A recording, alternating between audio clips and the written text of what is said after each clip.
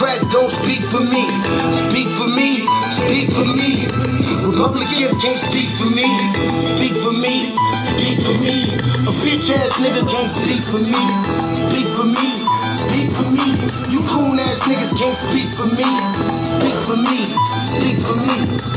Listen here, this is a fact of life. I be rapping like Nat Turner came back to life. Grab Donald Trump by the pussy, he ain't acting right. I never run from a conflict, I be glad to fight. It's a very cold world that we living in. Somebody please tell Elizabeth you're not an Indian. You just trying to con them people to get the benefit. Just another immigrant, stealing from the Indians. That's some punk ass shit and that's too lame. Now we finna step over to Andrew Yang. And you a sucker, you can never speak for black folks. Fake ass pandering, trying to get the black vote. The Democrats don't speak for me. Speak for me, speak for me. Republicans can't speak for me. Speak for me, speak for me. A bitch ass nigga can't speak for me. Speak for me, speak for me. You coon ass niggas can't speak for me. Speak for me, speak for me. You know your boy be high off sativa. Kamala wasn't popping, so we said bye, Felicia. She ain't had a right policy. We ain't trying to meet her. Y'all can take Biden too. Bye, we don't need him. We don't need Roland Martin or that coon Al Sharpton. Didn't need Cory Booker from the start, man. I don't fuck with police and no snitch. You know I'm coming with the heat when I spit it. The Democrats don't speak for me. Speak for me, speak for me. Republicans can't speak for me. Speak for me, speak for me. A bitch ass nigga can't speak for me. Speak for me, speak for me. You coon ass niggas can't speak for me. Speak for me, speak for me. If you ever go to court and this is your luck, try not to get fucked by Benjamin Crump. I know it's hard, you and all go is hard.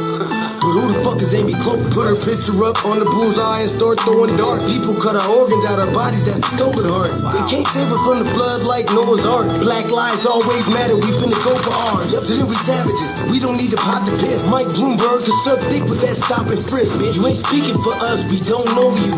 Bernie Sanders, and get your funky ass on too. The Democrats don't speak for me. Speak for me, speak for me. Republicans can't speak for me. Speak for me, speak for me. A bitch ass nigga can't speak for me. Speak for me, speak for me. You coon ass niggas can't speak for me. Speak for me, speak for me.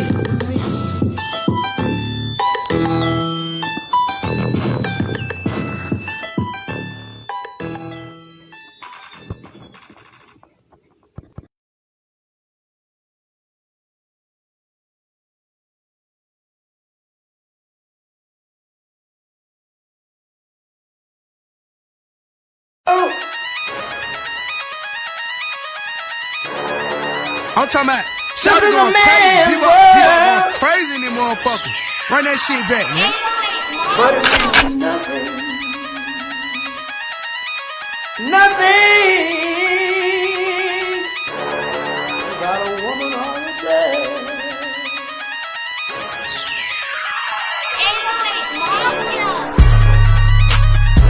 Man made the car.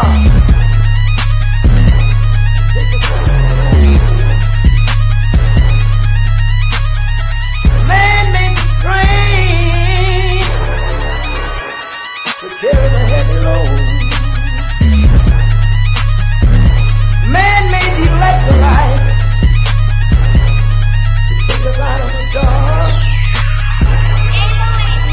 Man made the boat for the water. Let the devil know me now. Man thinks about a little bit of baby girl and a baby boy. Make them happy because man makes them strong. But after man make everything we can, do you know that man makes money?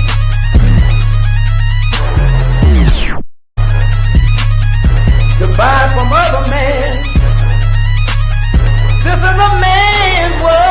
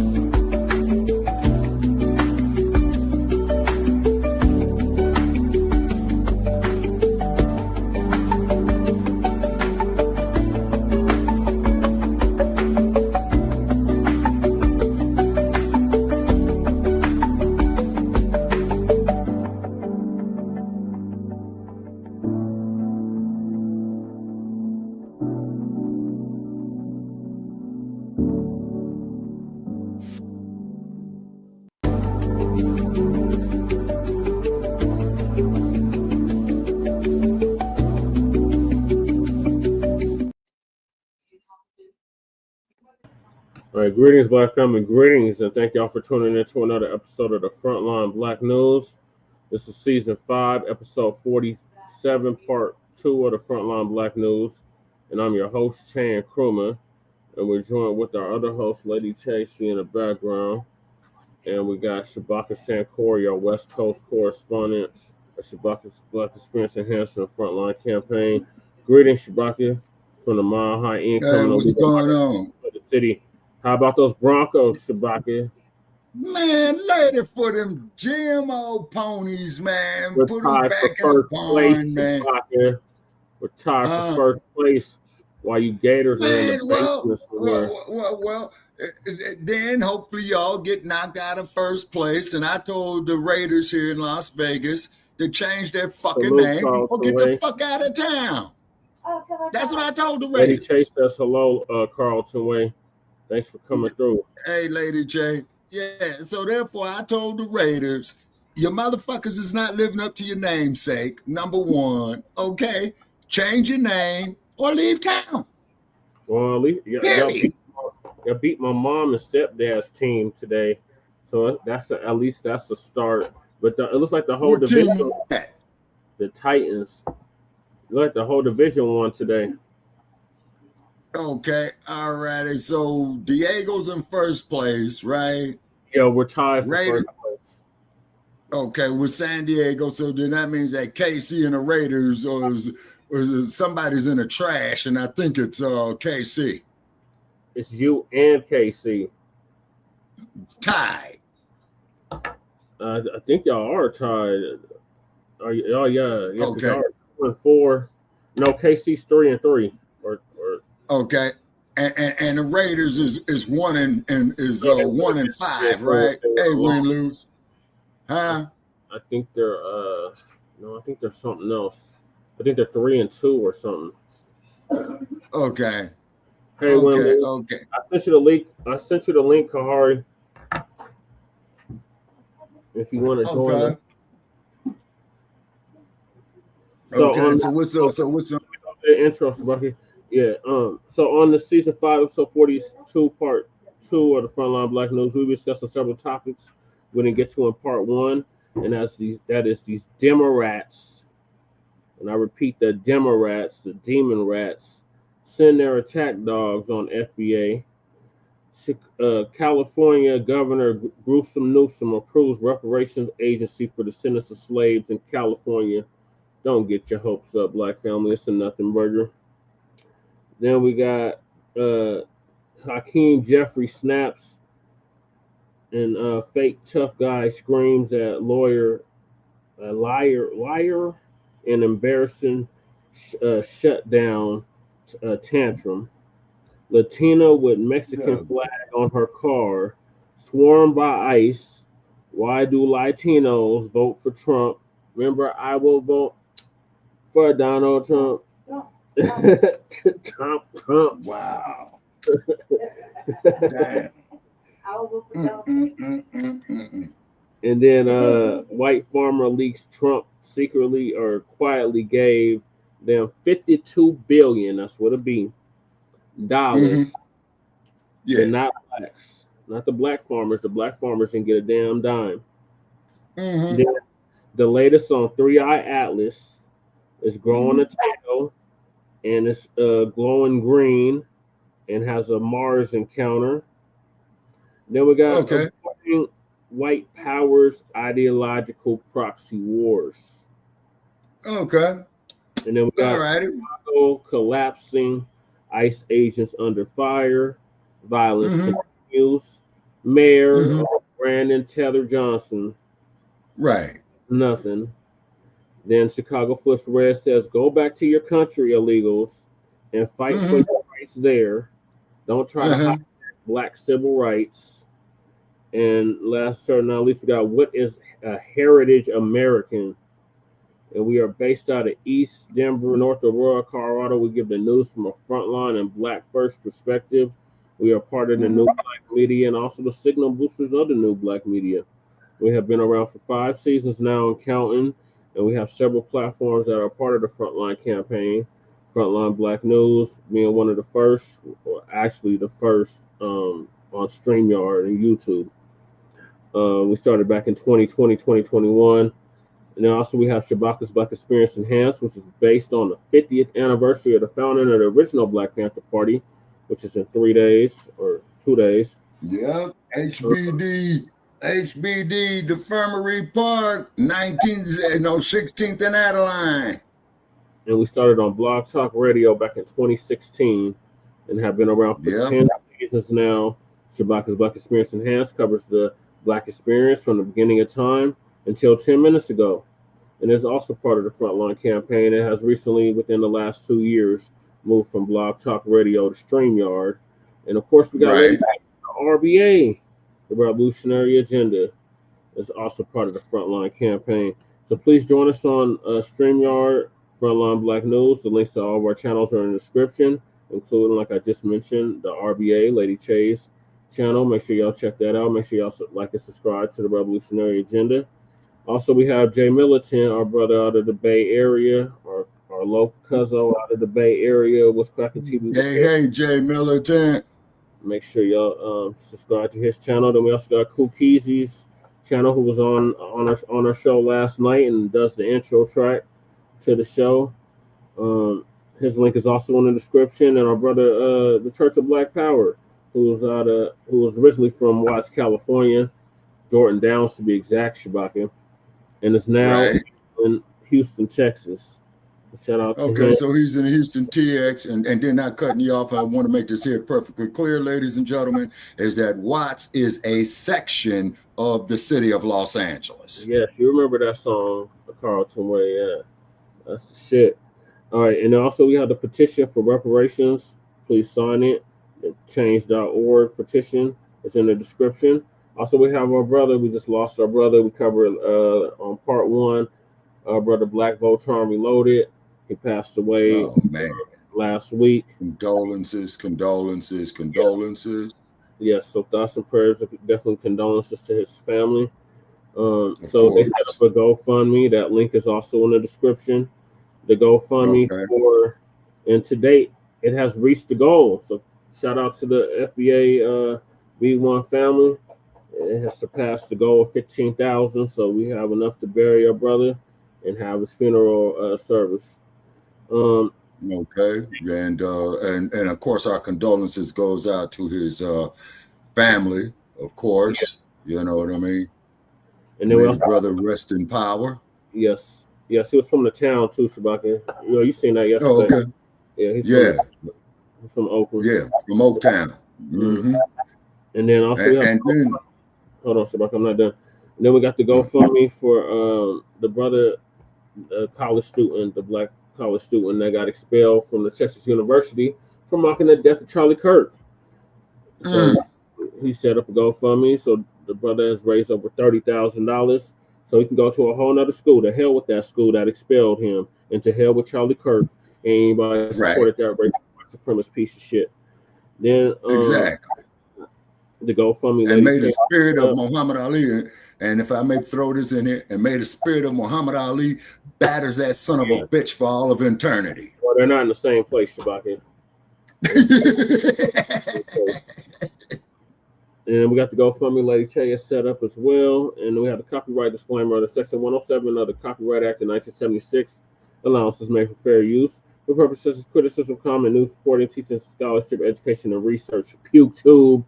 Stop striking our videos.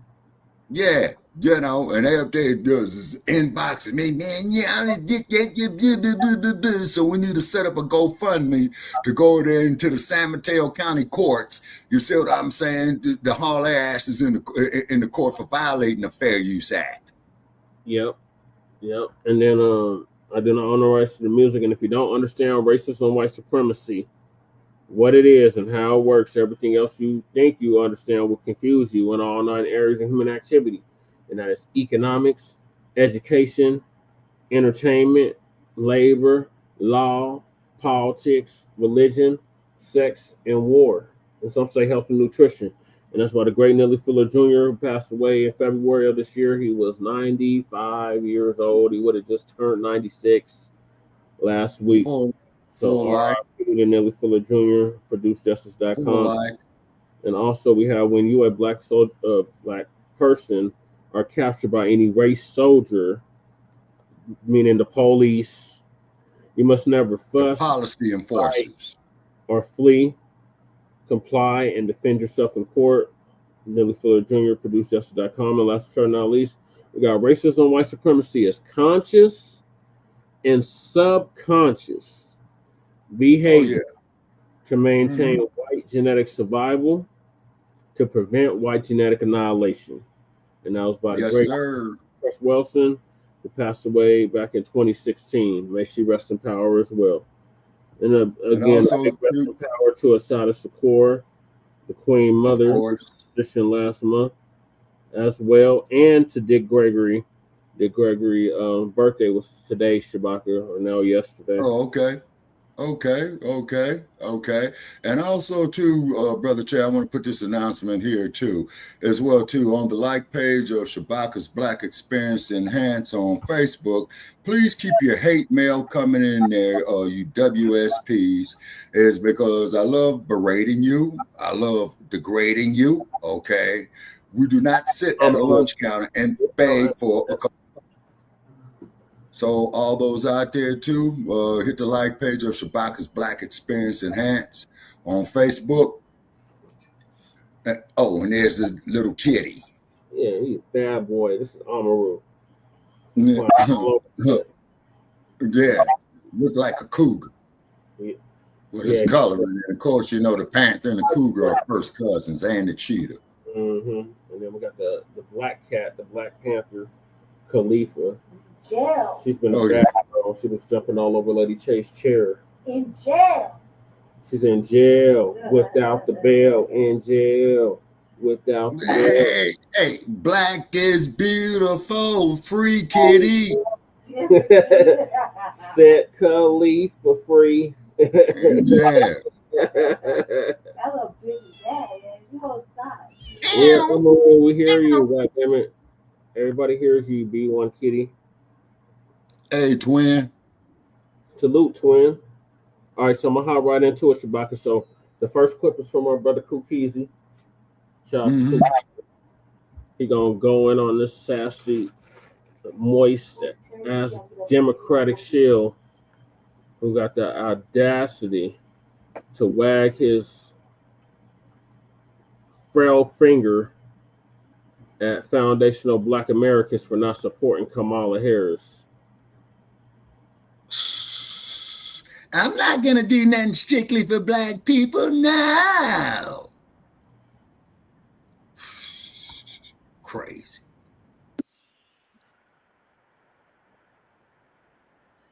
It worked out perfectly. I'm still smoking on my Kamala pack. What are you talking about?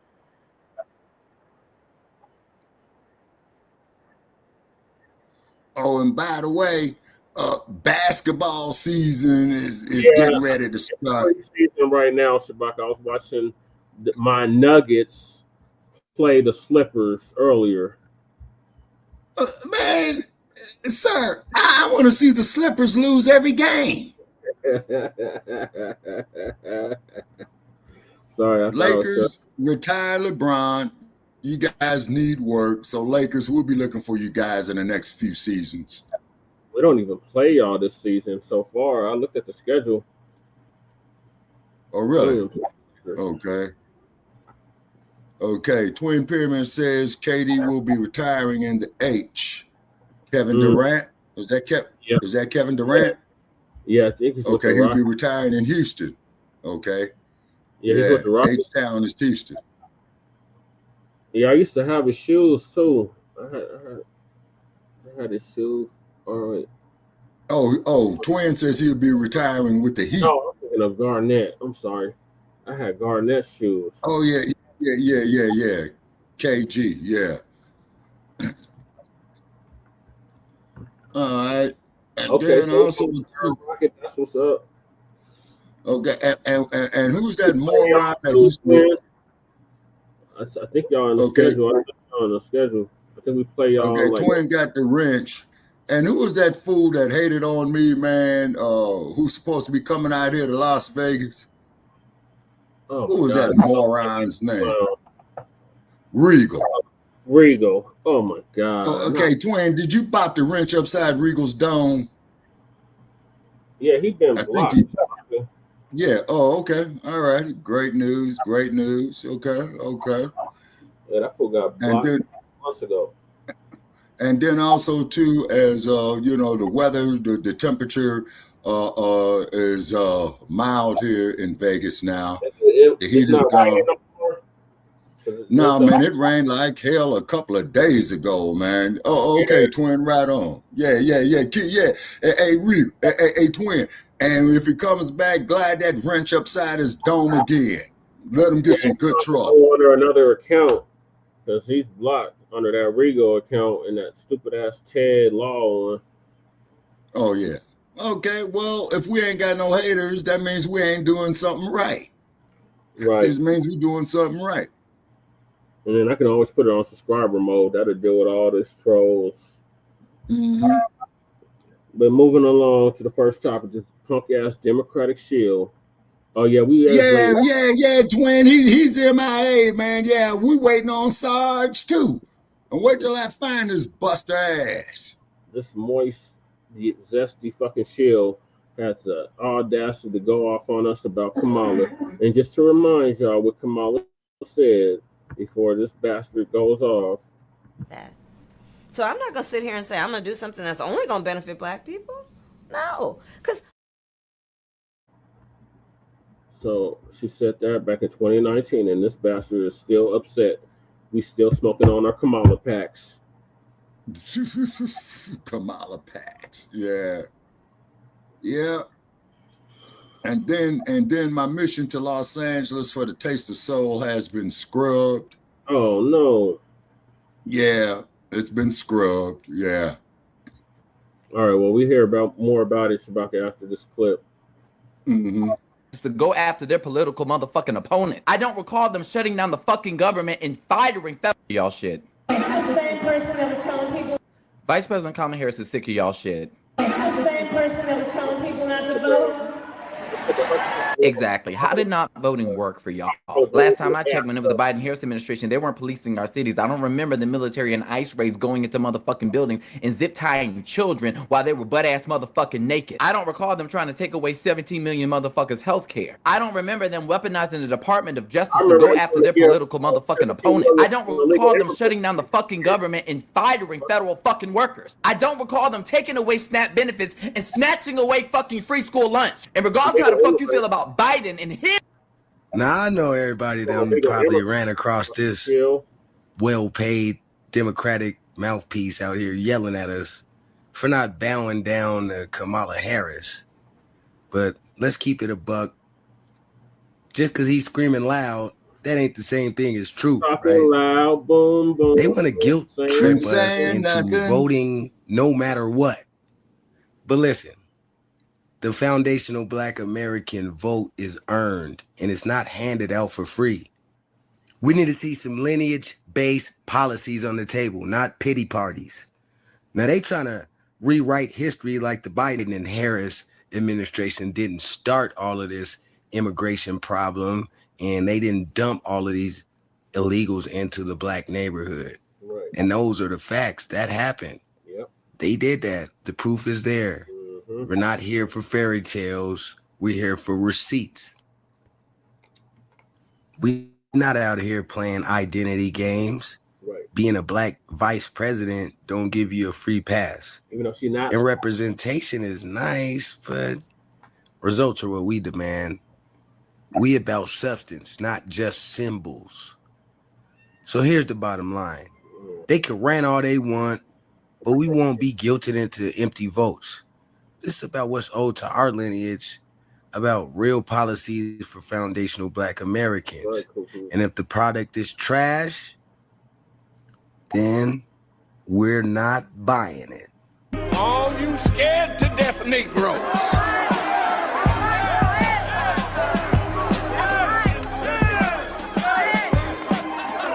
Just sit down. Don't you come out to defend our enemy.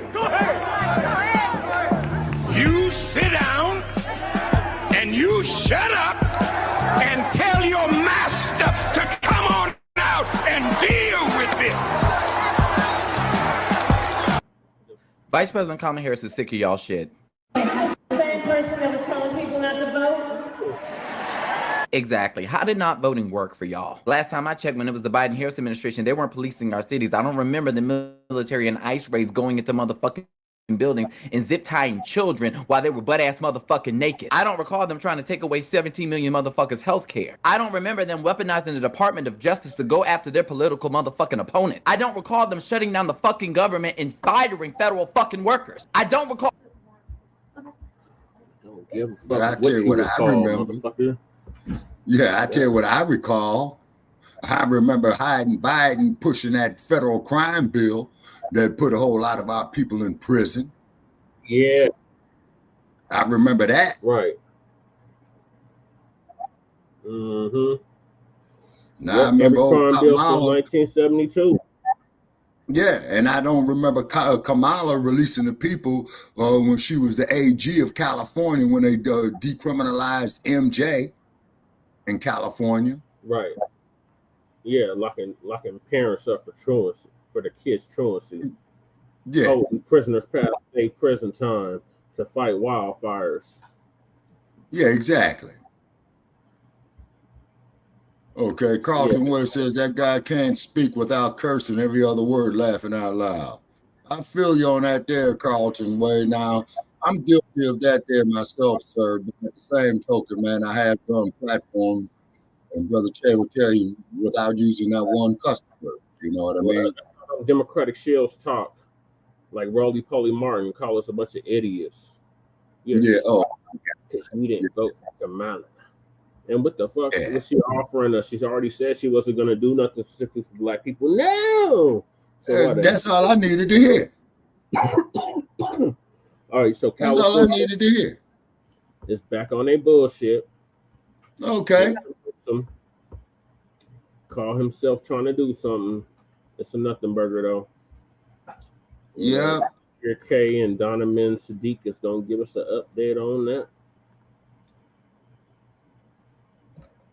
There's one in the bathroom too. Man, take off that pony shirt, man. Never. I can't find my Raiders hat.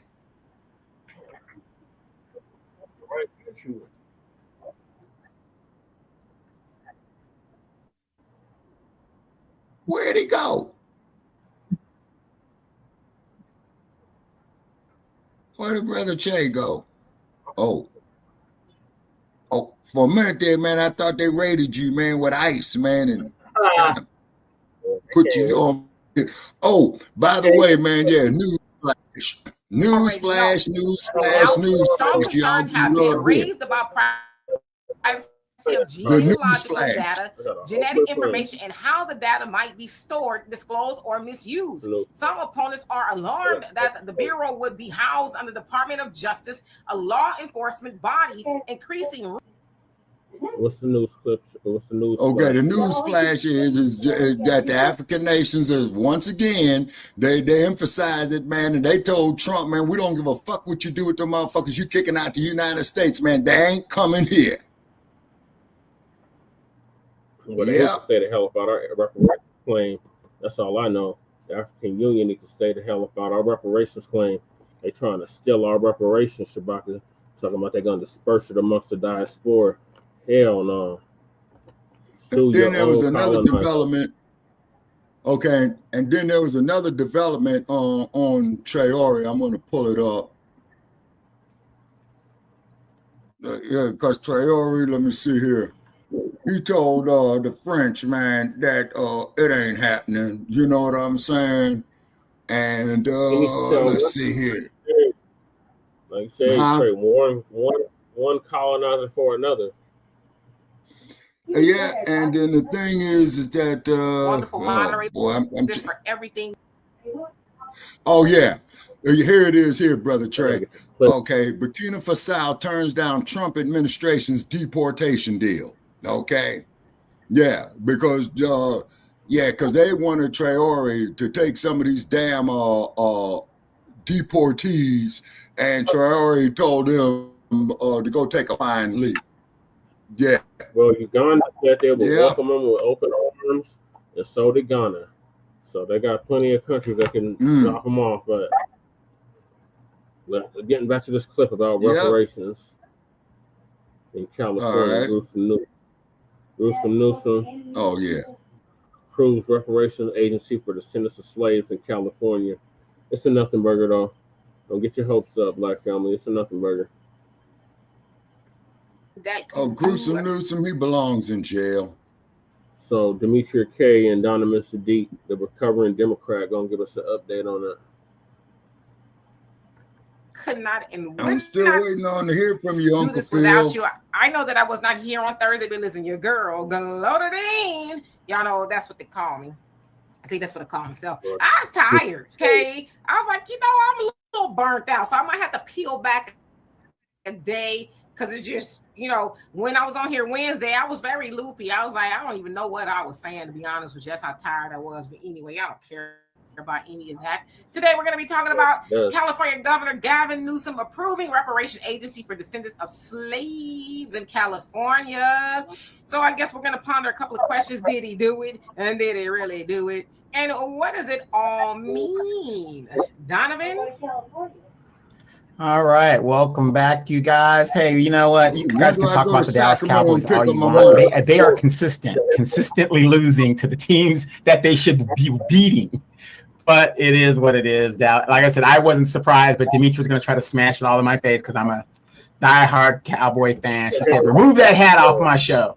So anyway. Yeah, take that shit off. All of that money they pay these guys, and the Dallas Cowboys play to the level of the team that they're playing, and that's just the facts of the matter. They're just trying.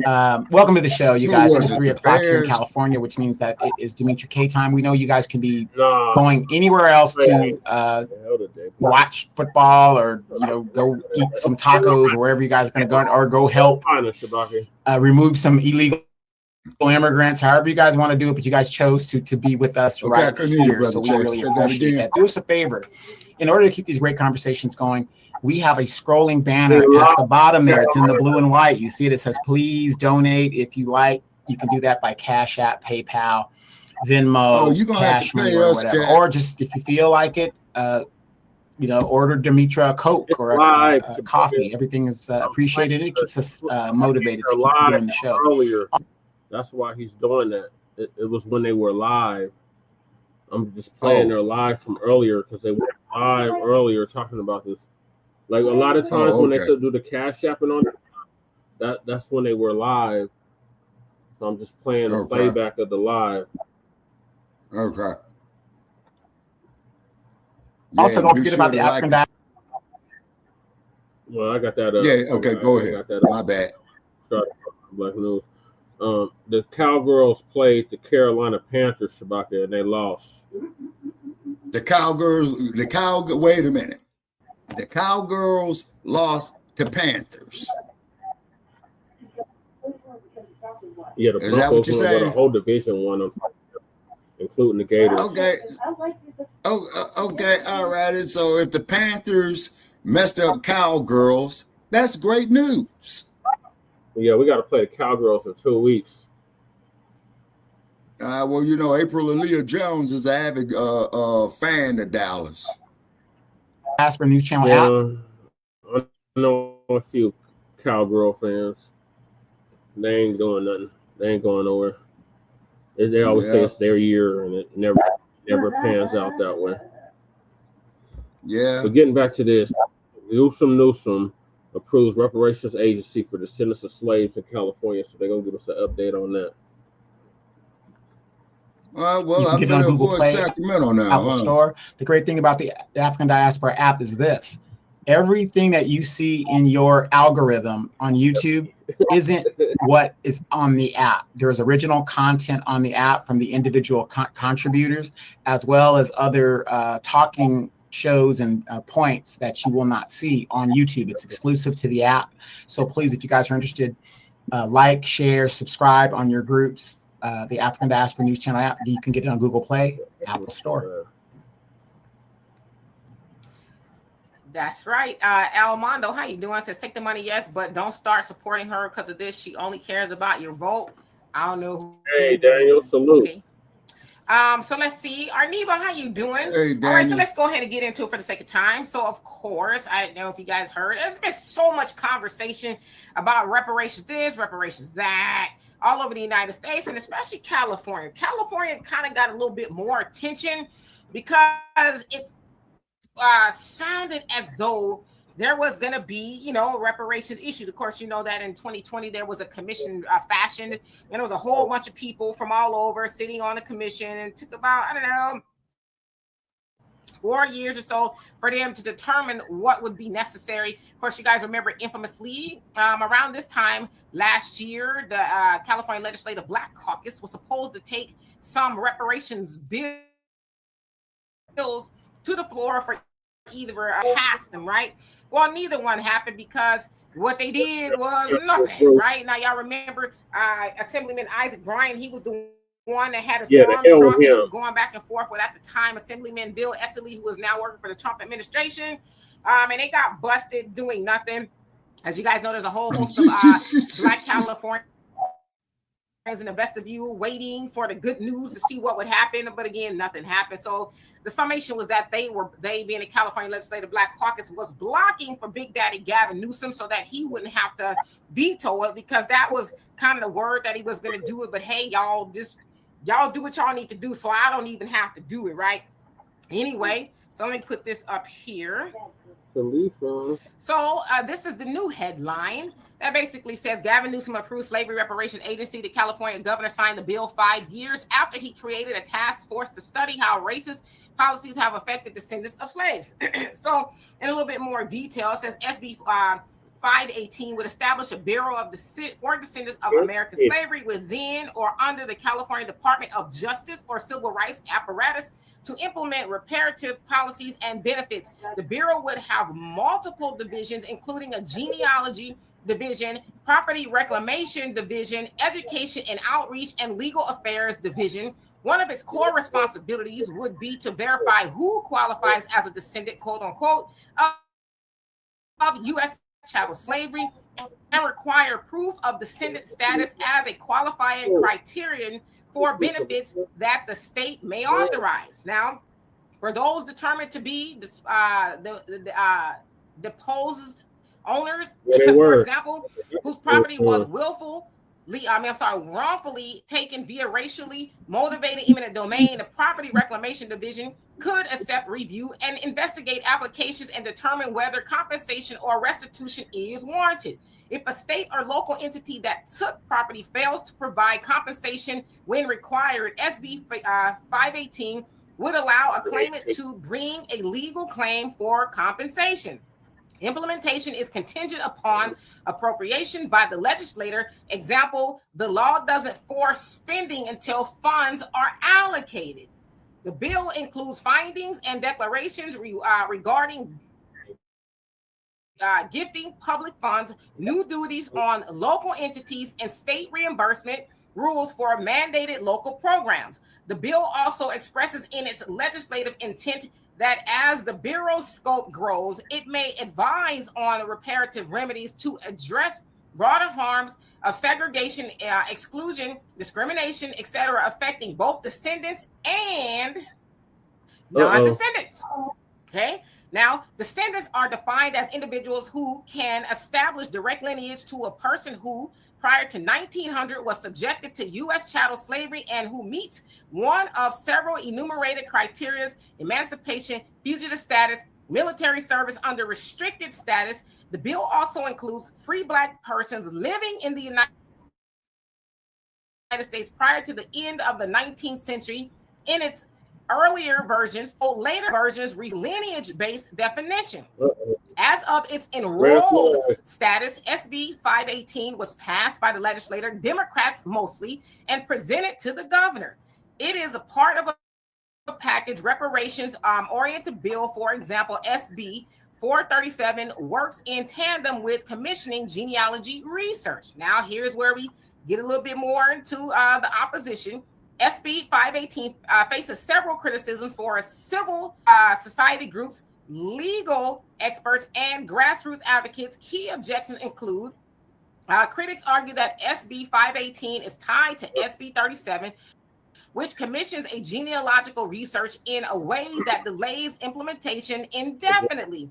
The Bureau cannot fully function until the genealogical methodology is in place. Thus, reparative benefits get postponed. So basically saying that, you know, one bill, so the establishing a genealogy has to be put in place first. Otherwise, they're saying it just will stall. Now, some argue that instead of delaying more research, the state should move to reparations without existing knowledge. So basically, we don't need to keep on studying what we already know. Exactly. Now, strong concerns have been raised about privacy of genealogical data, genetic information, and how the data might be stored, disclosed, or misused. Some opponents are alarmed that the Bureau would be housed under the Department of Justice, a law enforcement over that body. nothing burger bill that Newscum just passed in California for the Reparations Agency for Descendants of Slaves in California. I was seeing that. Yeah. I knew y'all was going to be in here talking about that. That's why I was trying to figure out what's going on with that. Yeah. I want to hear it again. You want to hear it again? Rewind. Because I was the fast one. Oh, yeah. Let me turn the fan on. And then also to let California shake off into the water, take gruesome Newsome with them, and let Nevada be the West Coast. I agree. Well, Jay Million, everybody. Yeah, I heard what she said about delaying stuff indefinitely with some other bill. You have to go through all this testing and all that stuff. Yeah. No, but what they're doing, Cool Kizzy, in California politics, because for a number of years, they're trying to drag it out, water it down, drag it out, water it down, drag it out, water it down, and to hell with Gavin Newsom. I do not have no respect for no man who's going to go fuck his best friend's wife, who was his campaign manager when he was running for mayor of San Francisco. Yeah, Gavin Newsom, Shabaka Sankori said that about your no good stinking ass. And then he puts the fucking state on lockdown. And then he puts the fucking state on lockdown, you know, with number 19, and he's up there in the Napa Valley, you know, drinking his wine. You know what I'm saying? Yeah, well, several people in the chat that have brought that up. Demetria K was starting to get kind of angry about it, but yeah. Let's see. So I'm gonna rewind it so Lady K could hear it from the beginning. So she missed it. And then, Brother Che, you remember when we was on the phone, man, speaking to the state of California Assembly about their reparations, and they wouldn't let me talk? Yep, I remember. Because I was getting ready to give them the business for real. Called in late, Shabaka. I was on the hold for like 2 hours. Yep. The new headline that basically says Gavin Newsom approves slavery reparation agency. The California governor signed the bill 5 years after he created a task force to study how racist policies have affected descendants of slaves. So, in a little bit more detail, it says SB 518 would establish a bureau for descendants of American slavery within or under the California Department of Justice or Civil Rights apparatus to implement reparative policies and benefits. The Bureau would have multiple divisions, including a genealogy division, property reclamation division, education and outreach, and legal affairs division. One of its core responsibilities would be to verify who qualifies as a descendant, quote unquote, of U.S. chattel slavery and require proof of descendant status as a qualifying criterion for benefits that the state may authorize. Now, for those determined to be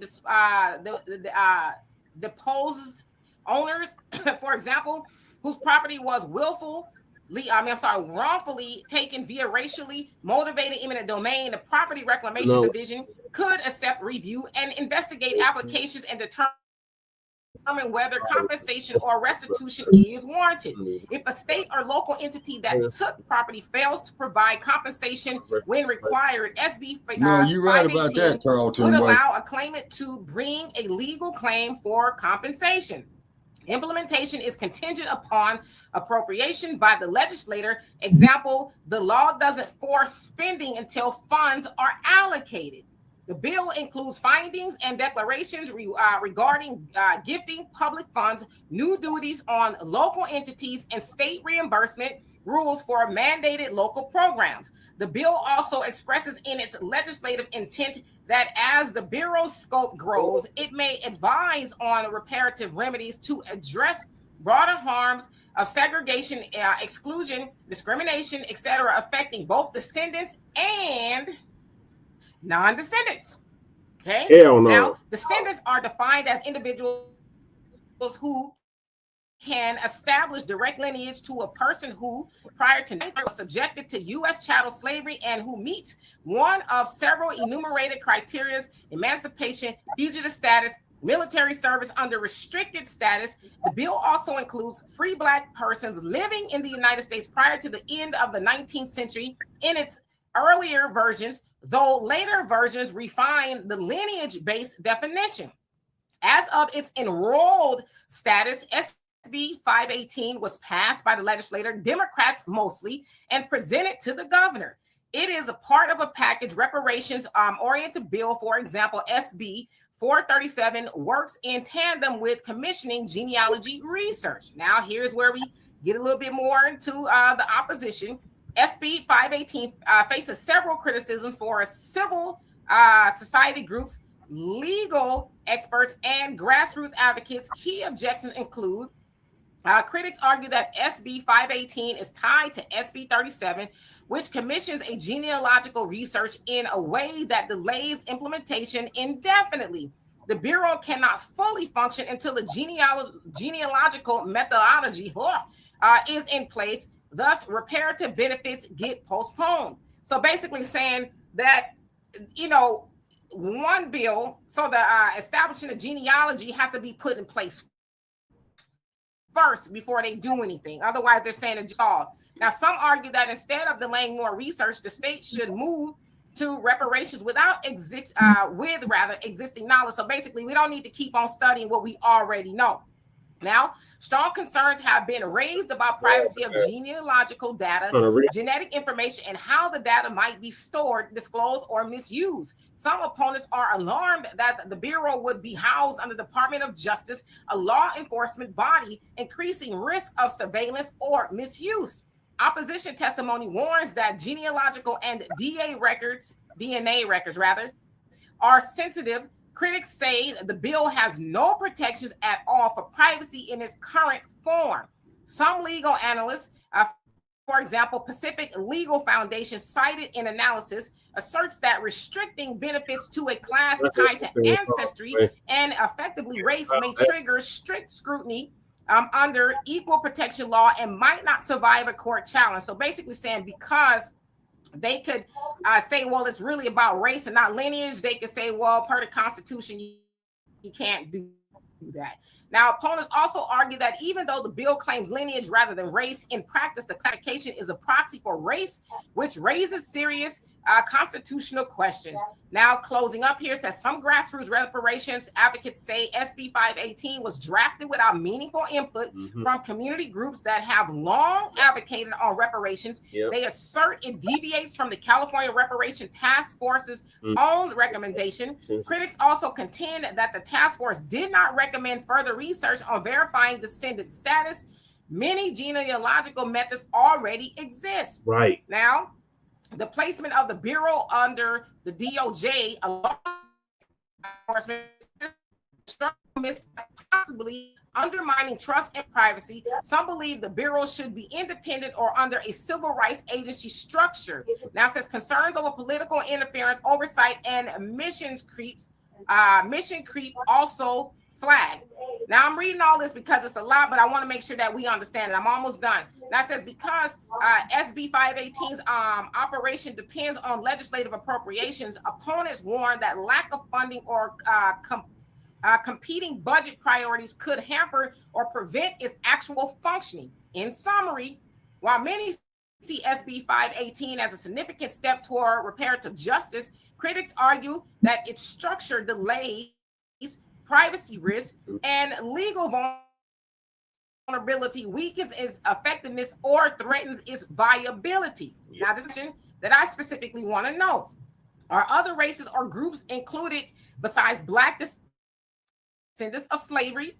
Now it says no. SB 518 is narrowly slavery who in practice are overwhelmingly African Americans. That's the term that it used, or those of African descent whose ancestors were enslaved. Descendants of African American chattel enslaved free Black persons living in the United States prior to the end of the 19th century and earlier drafts. Now it says no other racial or ethnic groups, for example, indigenous, Latino, Asian, etc., are included under the definition of descendants. The bill is explicitly intended to redress harms tied to the legacy of American chattel slavery. However, in the bill's intent, quote unquote, language, it allows for future expansion or advice to address harms in non-descendant communities harmed by exclusion, segregation, discrimination, etc. But that is advisory, not automatic inclusion. So again, Gavin Newscum signed that, approved that on this past Friday, October 10th. So yes, they are entertaining an agency, but as y'all heard, you got to get the genealogy department involved before a lot of things can pass. But then in there, they know a lot of people won't read this, and I talked about this about a week or so ago. They know a lot of people won't read it, but that it does say that non-descendants can also be included. See, that's a red flag. That's a big red flag right there. Yeah, that's what I'm putting in the chat room, Brother Chase. See, all that shit is ambiguous. And it's written and is designed to be ambiguous. Yeah. I would think that's problematic. And she's not she, but whoever wrote that bill, they're purposely muddying the waters so it could be more difficult to get things moving forward. And that's precisely my point, Cool Keezy. That is precisely my point. Is because see, what happened is like we've been trying to tell these dumb bunnies and these dumpsters, okay, the only thing that's going to happen with the reparations money, okay, is going to get submerged back into the American economy anyway when we build our own infrastructure. You see what I'm saying? Right, but see, they're trying to make this a free for all. That's free persons of color, and we're going to leave it open for non-descendants. So that means that these mouths that just got here yesterday that happen to be Black and were harmed by Jim Crow and redlining and convict leasing. You heard what they said, if the acid is safe somewhere and they don't want to come off that acid, we got to go to court for that as sequestrate. Yeah. Look, all that shit, oh my God, man. The stadium alone belongs to a family. Yep. You know what I mean? All the freeways, they cross all over Black areas. Yep. So, that's just on top. All the moving around and shit. You got people that was in California that moved away from California, or they went from south up to the north, or up to the west. You got people. You got, not to mention, they didn't mention anything about what happened in between. Right. Where they're going to get captured and enslaved and repurposed, resold. Reclassified, yeah. And we have for our own little fucking like, what have they been doing this whole time? They could have fucking put up a bureau for whatever the fuck for a genealogy. They're stalling out and fucking saying no to the genealogist. They want us under that under the guise of the DOJ, which is another form of data gathering. So now they'll know who exactly is a freeman, who exactly was descendant, what tribe they come from with that. And they're going to make the genealogy part go really long, go the distance and stretch it out so they don't have to pay anybody. They add extra shit in there because that means like, this person might have had FBA lineage with side to marry a Cheddar, and we're going to go ahead and include them inside. Or they left and they married some foreigner, and you know what I mean? And so they're going to add that too. Or you can only trace your lineage back to 1680 on one side, But you got this side that stops at 14. You got this side that picks up again in the 1900s. But we clearly know that slavery still was going on in 1950. Mm-hmm. Clearly, you know what I mean? Not to mention, oh my God, they're not talking about any kind of money at all, really. I'll tell you what it's equivalent to is if I owe, or like let's say I owe some dude owes me and Shay. Yeah. And so we standing right there next to these other two. We standing there next to an African and a Jamaican, and they owe us 20K though. But this dude owes us 20K, and he comes with our 20K and just tosses it up in the air. So it's like a free for all. Everybody could just grab as much of our money as they want. Basically, Kurt, it pushes everything that we've been working on with the new black media behind fucking 10 feet. Yep. This is a major setback. Where is this bill at now? Where is it at now? So this bill, the 518 already got signed. The genealogy is waiting to be signed. We're arguing about the genealogy. Okay, now who they going forward to for the genealogy? Hopefully not Skip Gates. We were arguing with them about the genealogy. Well, they were going to use the California State Universities. But they can't even keep the fucking staff. Which Cal State University? All of them, Shabaka. Mm-hmm. Okay. We signed a petition for that. Mm-hmm. So the second bill, the 437, has already passed the second chamber. It's just waiting to get signed. Well, if California does kick it out, I damn sure will be making a special trip to Sacramento to go get mine, and be sure to put some bail money for me together. They're only allocating $6 million toward this genealogy. It says the bill would authorize the use of up to $6 million as specified for the purpose of enabling the California State University to conduct research in furtherance of the recommendations of the task force, thereby making an appropriation. The bill would authorize the California State University to partner with other universities or nonprofit institutions in furtherance of the bill. The bill would require, before the start of each fiscal year, the California State University consult with the California Legislative Black Caucus to propose a list of research components to be addressed through the appropriation as provided. All right, so they're putting a bunch of hurdles up on it, knowing California politics that I do. And so what they would do. Hold on, there's more. This bill will require the California State University to explore options to determine how to confirm an individual's status as a descendant of an enslaved person as defined.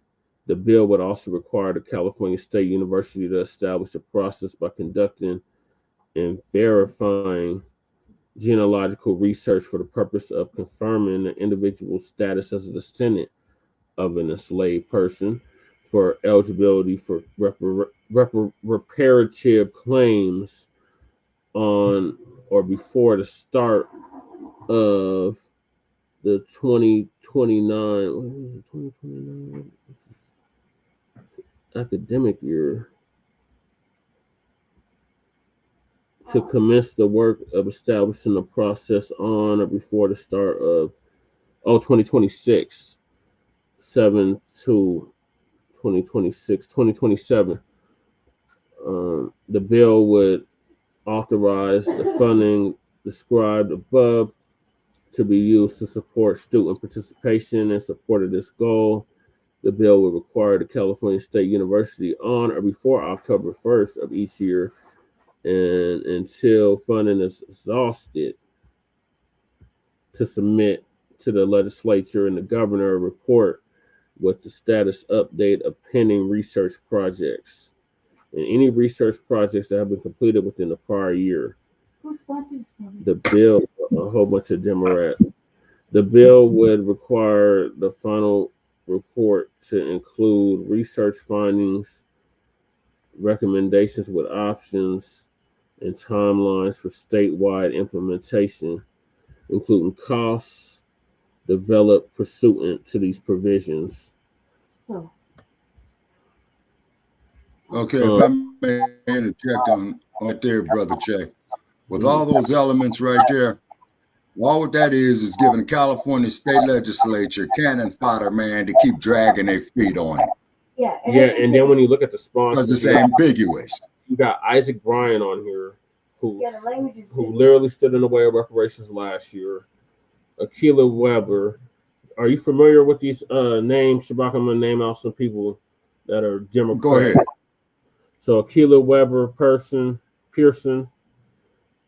Sounds familiar. I'm listening. It's a lot of noise where I'm at, so I got to stay on mute. Okay. Maya Bata. I think that's okay. Sounds familiar. That's Bata, the one that took over for Kamala Harris when she ran for vice president under Biden. I think that's her. Yeah, I think that's her brother. And then Isaac Bryan, to hell with him. Right. L. Hathaway. Isaac Bryan. Okay, wait a minute. Hold on, Brother Che. I'm writing this down. What was the other name that you said before Isaac Bryan? Maya Bata. Okay, Maya, M-A-Y-A, Bata. Now I have heard of some of these names. Okay, and what's the more? Hathaway and all of that. Yeah, because I'm about to Google these bastards tomorrow, you know what I'm saying, and write it up for the next episode.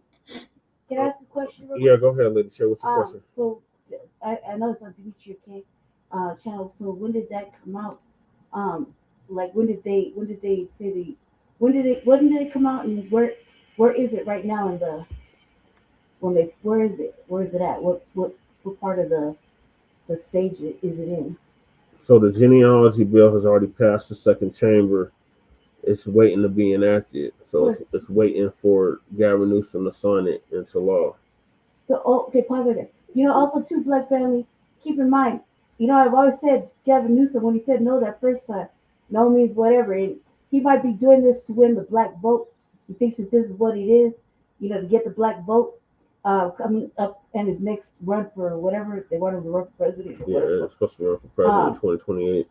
And just keep in mind, he's the one that gave everybody a plaque. This is Mr. Symbolism. Mm-hmm. So you got to keep in mind that he's only doing this. He's like, okay, well, black people come to vote if we give them something they want. Well, they've been crying about reparations. That's how he looks at it, right? Mm-hmm. So we're going to give them something. But this right here, I was in the bathroom, I can listen to it. This is it's a stall out package. Like everything is designed to take longer than it's supposed to. And when we were just in there arguing for our own genealogist, for an FBA genealogist, not one from that they picked, not one from Cal State, but an FBA genealogist. Yeah. We were arguing that fact. Then the other thing too is that the way they have it set up for the Descendants and the way it reads, that right there is a red flag. Even TVA would say that's that's an ugly red flag, because we have a guideline and they're not even trying to adhere to the guidelines. And we started with them. We started with the task force, so they know clearly what FBA is demanding. Right. So them adding extra shit or putting non-descendants, whatever, that's like it's added filler, like lettuce and tomatoes, right? That we didn't ask for. Secondly, they're gonna make the one person tracing their lineage is a task. Right. Right? You're talking about millions of people. Right. Right? To go in there under their parameters, when the parameters were already set by the new black media, which they know exactly what we're looking for. They know what the parameters are because they're in the report. Right, and it's not the first time that girl, the one with the glasses, The heads of the task force. You're talking about Shamika Moore. Yeah, she knows exactly what the new black media has been asking for. Because how many times has she sat down with the new black media to have a little discussion? So this is like all fucked up. I don't know who sponsored it. Okay, so let me go through. No, I was going through the list of the sponsors. So, like I said, Akilah Weber is the sponsor, but there's co-sponsors. So you got Maya Bata. I don't even think this broad is FDA. Or remember, there's only Isaac Bryant, that raccoon. Tethers, remember? Actual tethers? Yeah. Well, exactly. Isaac Bryant, that damn raccoon that stood in the way last year of this exact same bills that all of a sudden now they want to pass. This is because of the election. Saudi Elthaway. I think that's how you say it. ELHAWARY. Mike Gibson. I wonder if he was related to Bruce Gibson. Corey Jackson. Tina McKeener. Laura Richardson. She don't even look black at all. Lachey Sharp Collins. Loya Smallwood Cavallas. She one of them Afro Latinos. And then we got Lori Wilson. So those are the sponsors.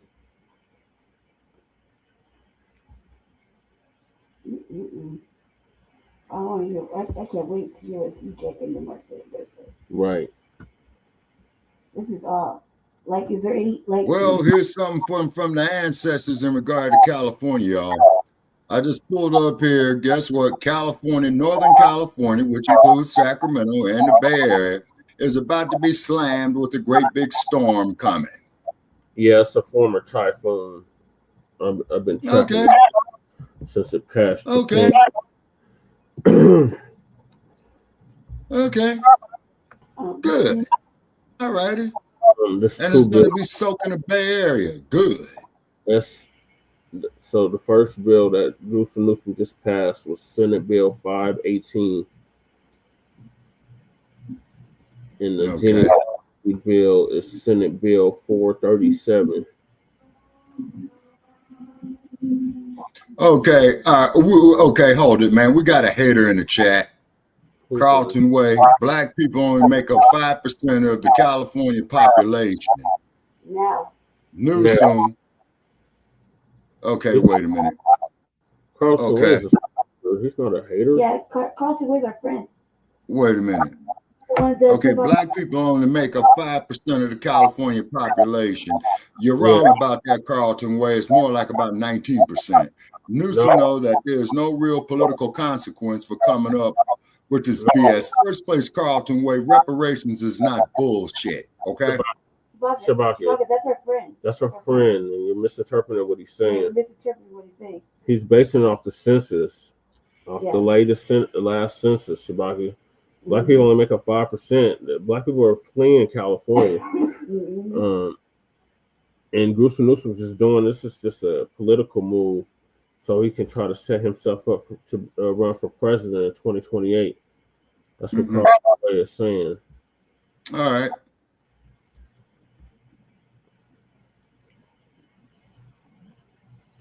So I think Demetria K has some more to say. So let's see.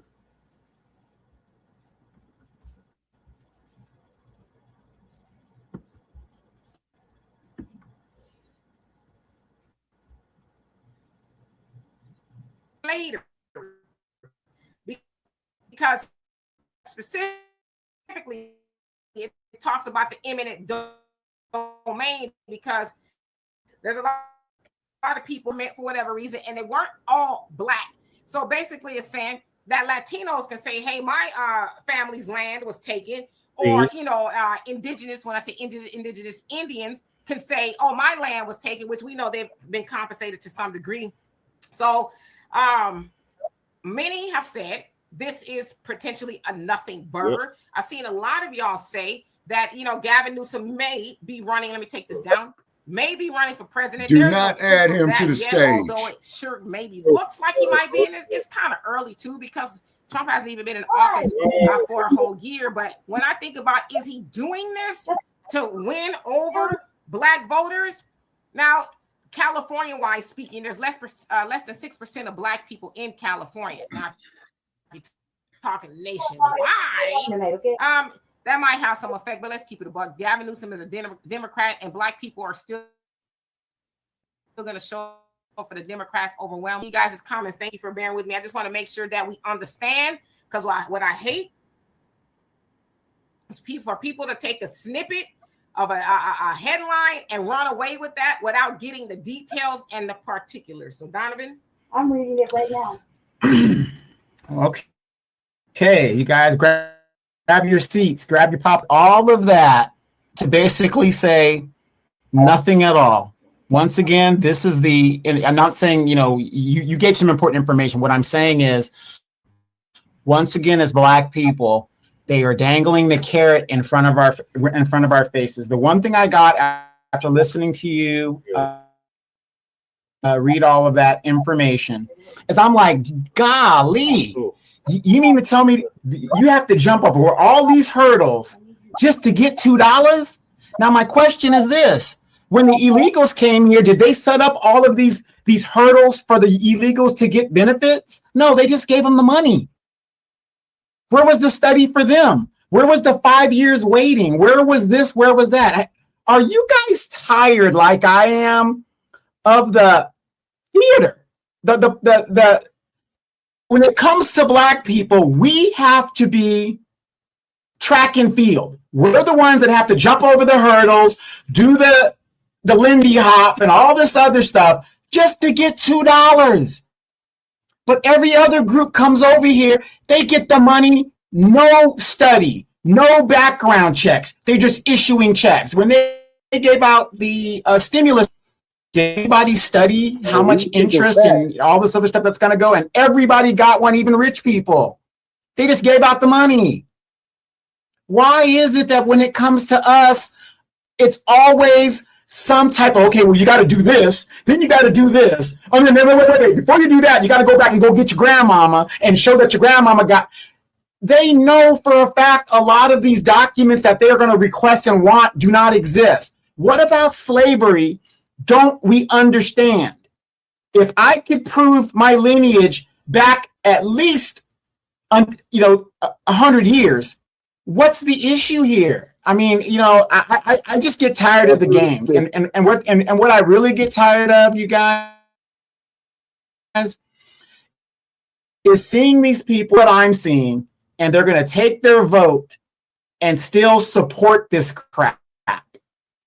All these other groups, Karen, I'll give you an example. I'm here in California, Karen Bass. Well, the illegals are so scared to go to work, we're going to give them some kind of money, most likely cartel backed, that allegedly, and we're going to give them a stipend so they don't have to go to work.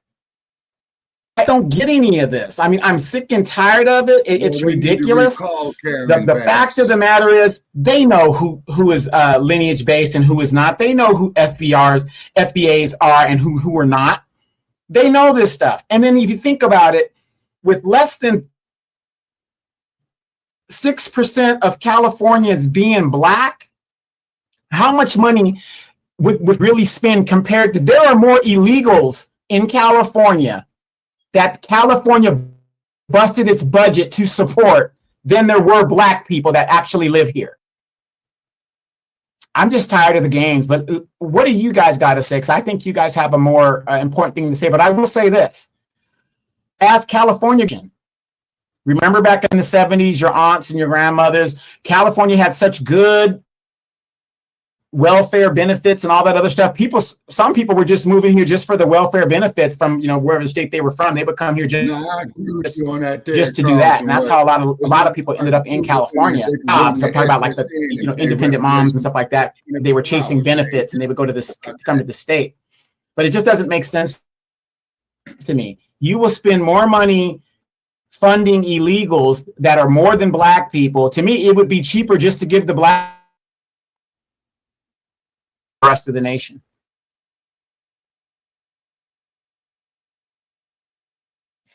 Absolutely. We have real Monica, IDs. thank you so much for the $10 You can't jump on a donation. plane without a real ID. And Brian, how you doing? You asked the It's question. easy to prove where you're from. By now, should we be raising our own reparations? And yeah, we should. Oh, ingredients, Jesse, Keezy, Shabaka, Shabaka, money home, right? This got, Lady Che. Man, I ain't moved. Give or take. Go back to your Boone's farm, here in man. America, we should be doing that. But Get yeah, drunk. they owe us money, and we want that. We want our Shabaka, reparations. he's being nice. He's being cordial. You just be polite. We could all get along, right? I mean, come on, we're all very grown now. Let's just get along because we're talking about something serious. Welcome, Ray. You're welcome, crew. Hey, Lady Che. What were you saying? Ray? What up, bro? What up? Yep. What's up, Keezy? Welcome.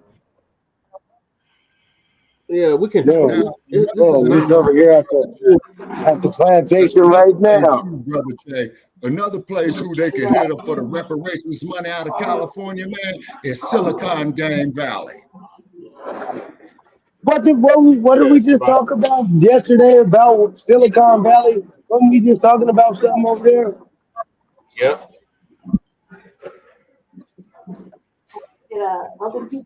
We was just talking about something. Yeah, to build the Silicon Gang Valley. As much as they strike us and step on our quote unquote First Amendment rights, you know what I'm saying? But they're making this more Something difficult. was supposed to go down over there. People can literally trace their lineage back to the 1800s. No, yeah, that's just a trick bag. That's a trick bag. And what she said is right. These niggas is gonna vote for the Democrats anyway. Mm-hmm. Yep. It's a way for them to try to say they're providing steps for us by giving us some bullshit.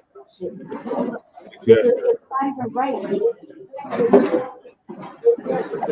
Right.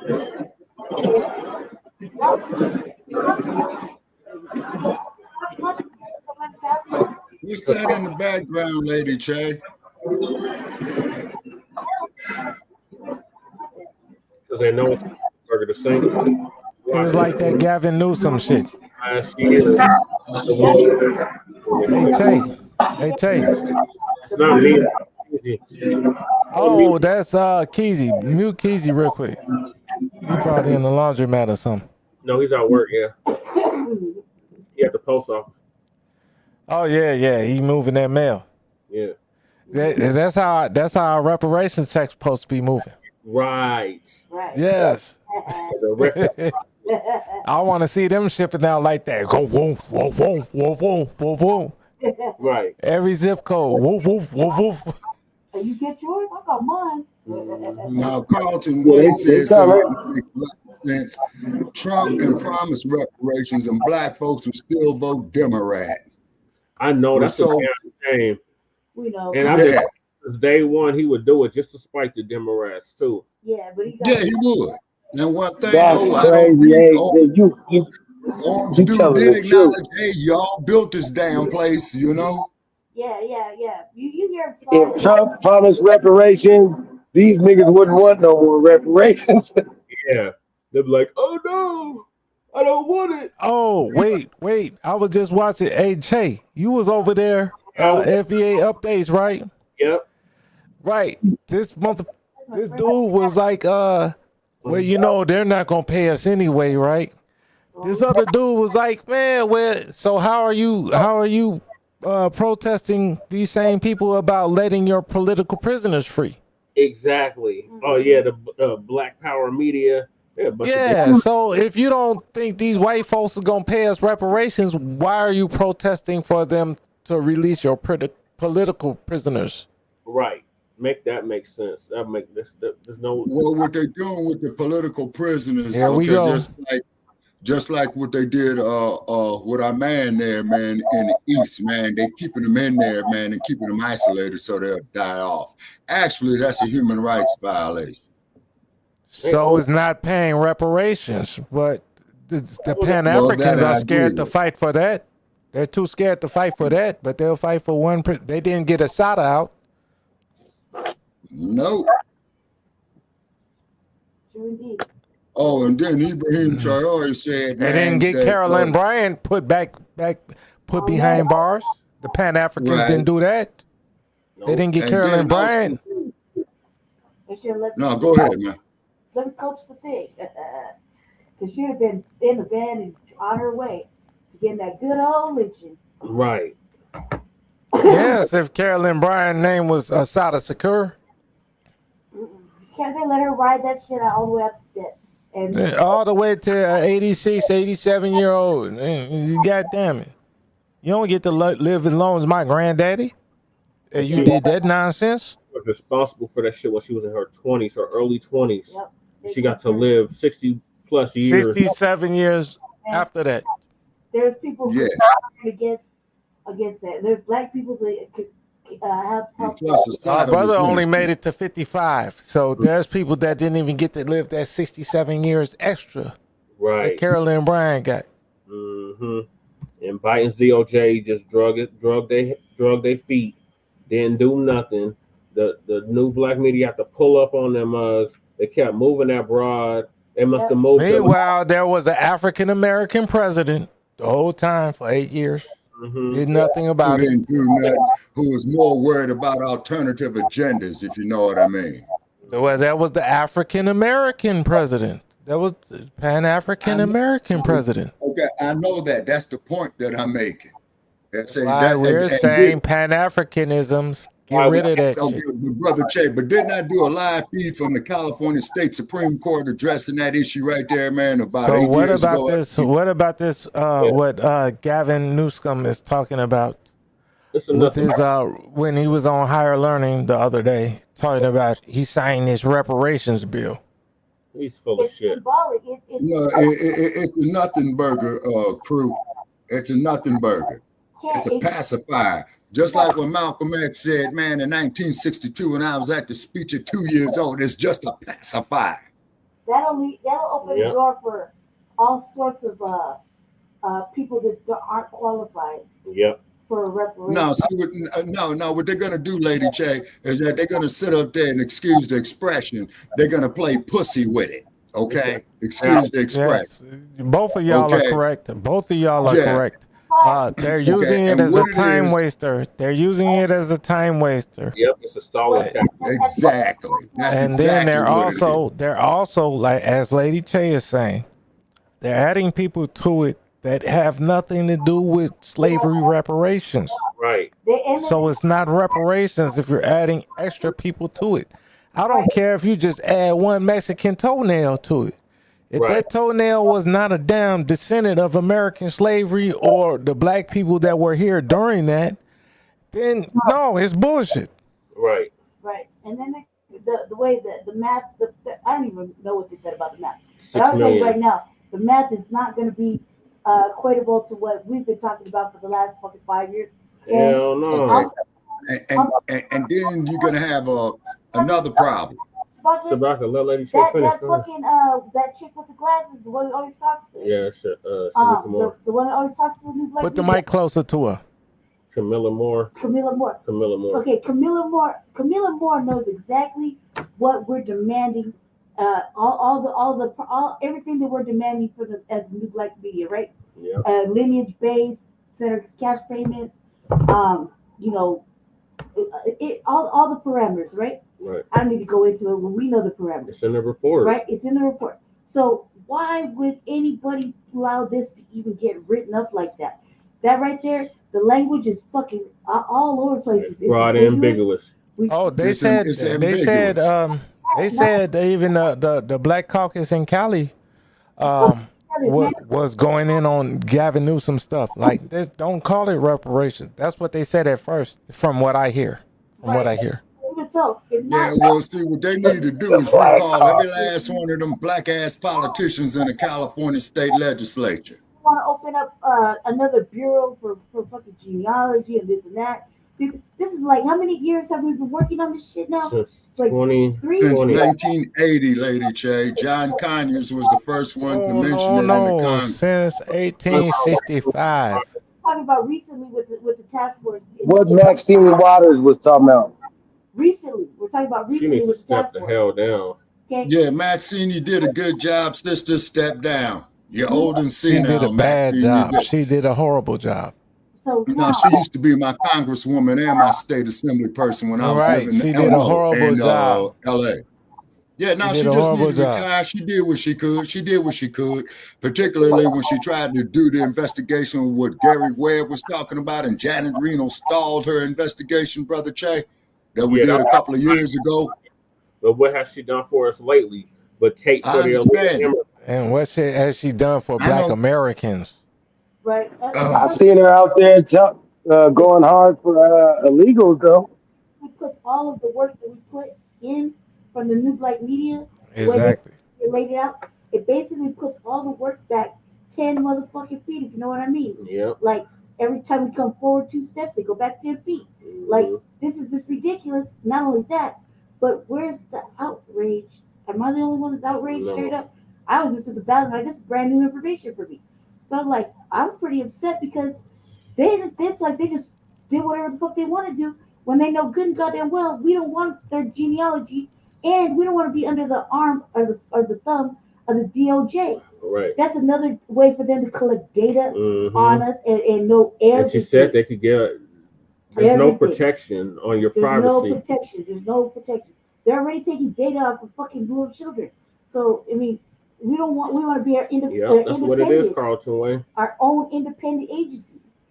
That's exactly what we asked for. What? 2 years ago? 3 years ago. Yeah, you're right, Carlton Way. Back, remember? Yep. 3 hearings back. Yep. We have to be our own agency. Yep. So we weren't under the hands of the fucking government. But remember, we had to get the language right. Right. They kept calling us goddamn African Americans and shit. Africans in America. Look, even it's the same census, right? The census. Oh, another place they need to hit. Can y'all hear me? Can y'all hear me? Yeah, hold on 1 second. Okay, you can hear me, right? So Shabaka, I'm talking. Why are you talking while I'm already talking? Okay, excuse me a minute. Okay, I'm talking. Excuse me a minute. I'm talking. Okay. Jesus Christ. All right, first place, man, I'm the co-host here with Brother Che, man. Okay, you are a guest, okay? Now, what it is too, Brother Che, is that they need to hit Hollywood for the reparations as well, too. I want to get that out there. Universal Music Group, MGM, Hey, that come later. This is what we're talking about. What they need to do is stick to what we wanted them to do and stick to chattel slavery, because they're trying to open us up for all other agreements that other people that came later were affected by. Okay. So we got to stay focused on the chattel slavery first and the free world. Yeah, this was all part of the plan Democrats put in act a long time ago. They've been doing this. This was all part of it. Keep in mind, it was the Ku Klux Klan. And keep in mind, it was the Ku Klux Klan that started the Democratic Party, too, you say. So we got to keep that on the helmet, too, Brother Che. In Tennessee. Right. Yeah. So we're talking about California, Shabaka. We're not talking about the rest of the nation. We're talking about California specifically. And we know that they brought slaves from the South to California to mine that gold in them hills. Right. You're right. They did. They were here. And the California state law said any runaways, you had to return them. Slave state. That is a fact, crew. Just like Missouri. Just like the state of Missouri. Yeah. Oh, and then not to mention the state of Oregon, the only time they wanted black people there was to work. And then as soon as they finished working, they had to get out of Dodge. Hey, Jesse. Where you stay at, right? It's not a slave state, right? Shit, it's a sundown state. No, but it's not a slave state, right? It was technically a free territory. Right. No, even when it was made a state, it's not a slave state, right? That's what they say.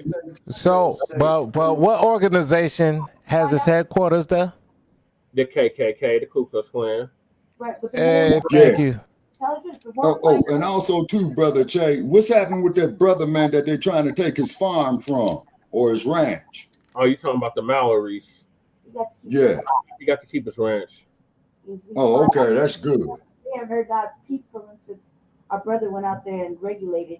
Yeah, shout out to Eric. Shout out to Eric. Shout out to Bart Brothers. Hey, Shabaka. Hey, Shabaka. Shabaka. Damn, he went to go cook his noodles. I was just going to say, next time, I'm going to have him on my channel too, and I'm going to ask him a question, and then interrupt him, and then say, oh, it's my channel. No, I'm here, man. I hear you, man. I'm operating loud and clear. Oh, wait a minute, y'all. I see what you're talking about, cool. Yeah, I'm on this Bluetooth. I'm sitting at a lunch counter begging for a cup of coffee. Yeah, we can hear every time you go away from the computer. That's my favorite part about Shabaka. He probably don't got his Bluetooth on. No, I got the Bluetooth on. You definitely know when he has it on. Yeah, I'm sitting at a lunch counter begging for a cup of coffee at my own lunch counter. At least that way I know they ain't pissing in it. Right. Do you know if you pissing in it or not?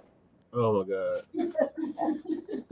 Right. I got you laughing, Shabaka. I know how to tell jokes. Shut up. No, I don't get out like that, brother. That kind of shit, you go to San Francisco, Los Angeles, what they call them S&M dungeons they got up there with all that crazy, freaky shit. You the one with 5 pair of handcuffs at your crib.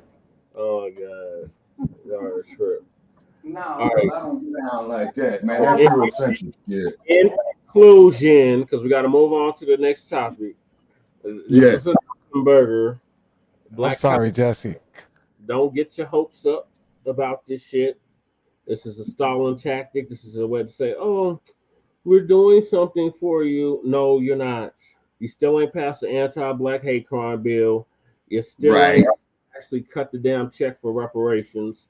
So until then, don't even waste your time about this shit, black family, especially those in California. I could deal with a $50,000 check to start. And okay, now we talking. At the state level. But they got to pay reparations at the federal, state, and local level. This right now is only exactly. And that's why exactly. Frederick Douglass says something in regard to that there, Brother Che. I share with you offline because I started reading Freddie Douglass's book. Is 800 pages long, man. I had to go back to school with reading Freddie D because Freddie it's in big print though.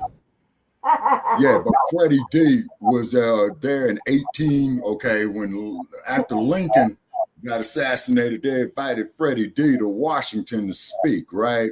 Yeah. And you know the picture you sent me, Brother Che, a while back, where they show Lincoln up there, man, and then they got the slave down there with the shackle on him, man, bound down to him. Yeah.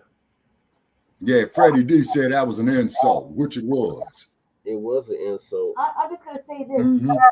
Basically, if this goes through, which it looks like it would, basically all the work everybody's been doing for the last 2 years to find out their lineage, to trace it back, that shit is hard work as it is. It's basically gonna be for nothing because all they're gonna do is run a fucking DNA test and a couple of little traces, and they're gonna try the most to give you the less or the least amount that they think you and your descendants are worth, depending on what part of it now, is. Lady Che, you know who you need to tell, but you know who needs to hear that, Lady Che, what you just said? Dumb Bunny Sarge. And then we see in the chat room, we trying to find that scoundrel Sarge, y'all. Yeah, he gave us some bogus information. I'm not wrong. They're going to try to give you the least amount because there's so many. There's 43 million FBA brothers and sisters. Yeah, that's nationwide. Nationwide. But we're talking about California. California, right. I California, right? Yeah. Chewbacca comes from California. That means we got to leave our destination, go all the way up there just to do the same shit, stand in line, only to wait, hurry up and wait. Because we can't stand it. We're going to have to wait to get all their shit together, only for them to say, part of you is a free person of color. The other part of you happen to have some chattel slavery ish going on over here. You know what I mean? And they're gonna basically tear apart everything. It doesn't matter what you got. And that's what we didn't want. We wanted an FBA genealogist, and not from their colleges. We wanted to pick our own, just like we wanted to pick our own economists. We wanted to pick our own shit. Okay, now, Lady Che, cat who you need to crumb on that there, what you just said is Thomas Sewell. Yeah, Thomas Sewell needs to hear that, Lady Che. Goddamn tether, the hell with Thomas Sewell. Oh, yeah, exactly. And Larry Soul was a tether? I didn't know Soul was the tether. Yeah, he's a straight coon crew. No, I know he's a coon. I didn't know he was a tether. He's a tether. Where's he from? Oh, he is? Where's he from? He's either Caribbean or African, one of the two. I thought he was really? Island. He's one of them island boys. Oh, by the way, too, I saw a picture of Al Sharpton and Jesse Jackson's on a picture together. May both of them rest in piss. They ain't shit. Yeah, crew, I got a problem with old messy Jesse, man. Because he was back then. Man, I got a problem with Jesse. My stepmama works with Jesse, right? She's look, I'm finna tell you this, Shabaka. My parents, they got a company in Africa. They do what Phil does, right? They bring people from America. They give them tours in Africa, right? Yeah. That's why I couldn't do their photos and shit like that for them, because it's like goes against what I'm about, right? But I'll help them, right? But I'm not with that shit. Yeah. Okay. So, but they was with they used to work with Jesse, Rainbow Coalition, and all of that shit. Push, People United to Save Humanity. I'm not really with that shit. So this why I'm not in the this is why I'm not in the family business. Right. Okay. I stand on my shit. Okay, right on, crew. Now Carlton Way says something right here. Now this is a real good one here. Soul is from South Carolina. I'm looking him up right now. He's FBA. He's FBA. Oh my God. Okay. We were property and insured. Insurance agencies have the lineage info. Now, guess what, Brother Jay? Now, what Carlton said right there, man, now we need to be getting these damn insurance companies too, is because, see, that's what Dr. DeGrue was talking about, mainly about Lloyd's of London, again, who insured the slave ships. That's at the national level, Shabaka. We're talking about at the in order state to take level. down all these industries, we're talking about California. Black exploitation, meaning media, music, whatever, right? You got to do us first. We got to do in our individual shit first. We're not going to be able to have no money if we don't to hire whoever we need to go after these big companies.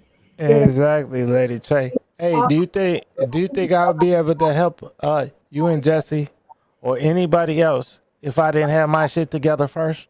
No. Yeah, you need your shit together. How I'm gonna send a damn whatchamacallit over or a mic over if I didn't have if I didn't get my shit together first and buy the mic and learn which mics to do and have extra mics. Right. I had to have that shit first. Yep. Right.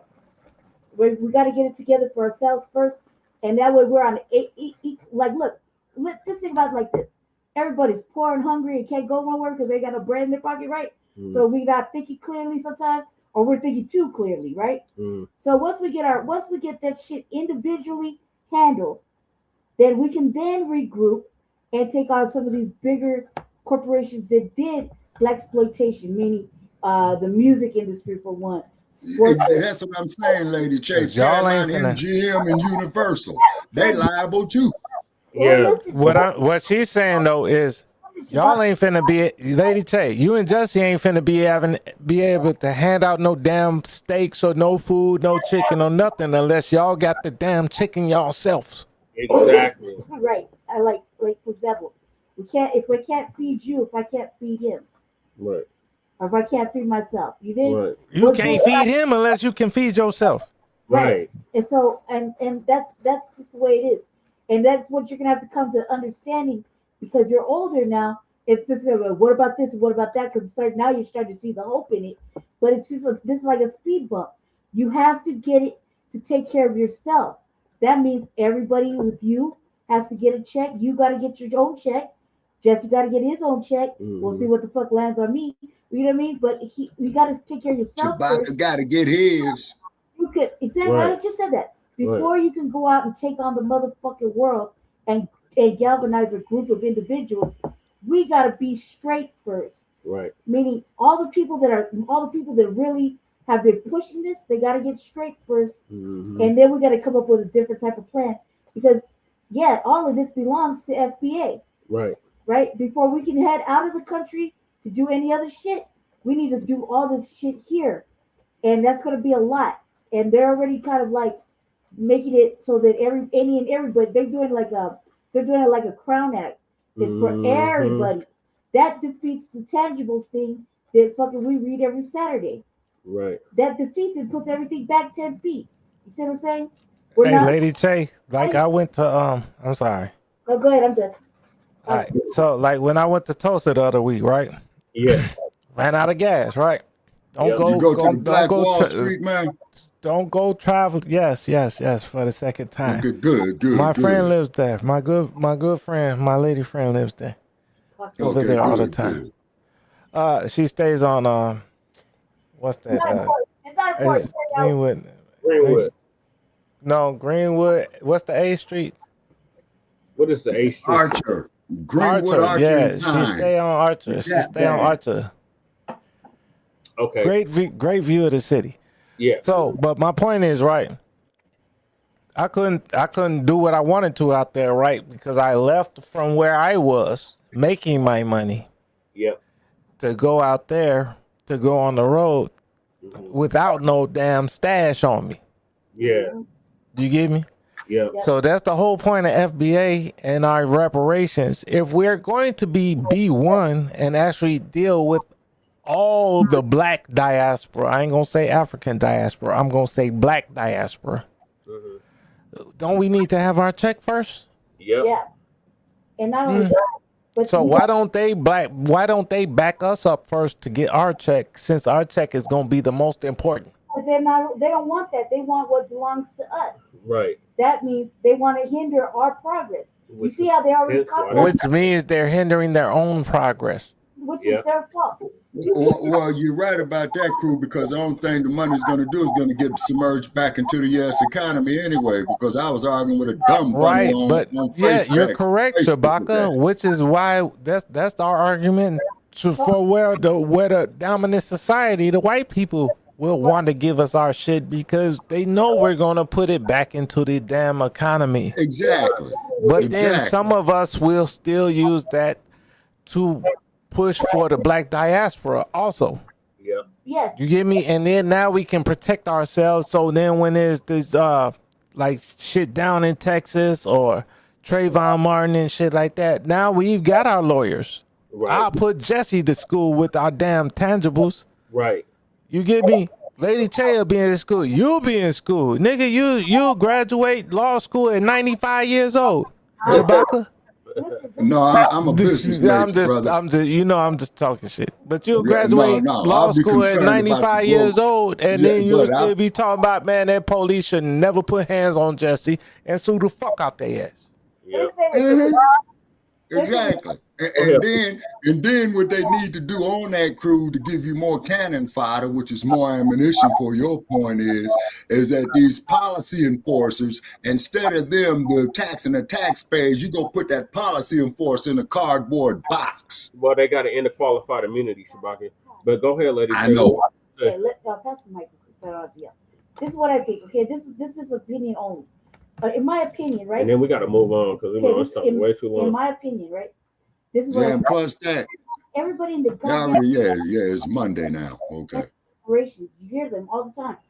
White people stand against it. You hear all the Caribbean and African people that come here. Everybody wants to stand against it. Mexicans think Mexicans and Indians deserve it first. Whatever the fuck that is. There's all this talk. It's always been all this talk against FBA and Native Black Americans to receive what is owed to them. Okay, I say them in jest. Now, I'm also saying this: the way things are, they think everybody thinks they're entitled to something that belongs strictly to FBA. Right, and it's our NBA, claim. right? It's a legitimate claim. So the government, which is what we didn't want, is gonna find any and every way to just pacify the situation, only to think that we did something for black people, and that should give us the vote, because it's Democrats who are again causing this kind of this dysfunction right here. This is not right. Yeah, and they know exactly what the fuck to do, and they know what to write in. They did all that work for fucking nothing, it seems like. So this is like, as Donovan said, what happens in California, so goes the nation. Yep. Right? We're in each state, and the more we learn about our particular state, the more we learn about the people that were held and caught here too. They failed to mention that part. Mm-hmm. They only are focusing on just the chattel slavery, from down south. They failed to recognize all the other enslavements that happened in and out, or in the United States too, right? In other parts of the country. They failed to mention how we've been reclassified, and kept out of certain things, or moved around. They failed to mention all that. So it's not right. The language is just, it is ambiguous, but it's clear, but it's I keep saying, but it's trash. And so if I may, one thing, we got two things, right? Yeah, I'm good. Go ahead, Jesse. Okay, California, so goes California, so goes the nation. California just banned Glocks. Yeah, they did. Which is nuts, even though the Supreme Court and Heller and McDonald said you can't ban the most common weapons, firearms, whatever, period. California just did that. Gavin Newsom just sat there and said he signed a reparations bill that all the people in the Black Caucus said is not reparations, don't call it reparations, even though the same Black Caucus canceled our reparations last year. They know what the hell we're talking about. Yeah. And they said, Gavin Newsom, don't call it reparations. So now he's calling it reparations, and he's saying, well, like you said, so goes Cali, so goes the country. They just banned Glocks also. So let's keep all that in perspective. Then the first people that they need to disarm in the state of California with them Glocks is the Los Angeles Police Department, the San Francisco Police Department, the Oakland Police Department, the Fresno Police Department, the San Diego Police Department, don't the forget LA the County LA Sheriff Department, the San Bernardino County Sheriff, the Fresno County Sheriff, the Alameda County Sheriff, the San Francisco County Sheriff, the San Marin County Sheriff, Contra Costa County Sheriff, the Bureau of Prisons. Hey, let's just move along. But keep in mind, family, it's a state bill and not a federal one. It's a state bill. No, it's fine. It's a state bill. It's just Gavin is lying. Yeah, he's lying. Yes, that's why I'm saying hold your vote. There's no tangibles. This is not a tangible, and this is like you'll accept anything. And last time we checked, we're not hoes. Right. We just won't accept anything. That's right. So and then keep in mind, when you had the Great Migration, let me see, Henry Fonda made a movie called The Grapes of Wrath about it. When you had all them people from Oklahoma after that boll weevil that was going into California, the California Highway Patrol was meeting them, man, on Route 66 at the state line. Now get your ass up out of here. You see what I'm saying? Yeah, again, Shabaka, that comes later.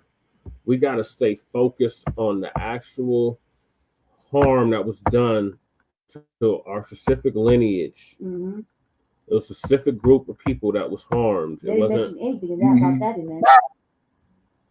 So we have to remain focused on that. But sticking on these Democrats, your boy Hakeem Jeffries, I want to act a goddamn fool and got checked by a Mayo. So I'm gonna play that clip next. Oh yeah, I want to see that. Is where we in now? Day 8? No, day 11. No, day 12. We're in day 12. Yep. Mm-hmm. Yeah, and then he used to sit up there and filibuster for 24 hours. Man, looked like he had some stash.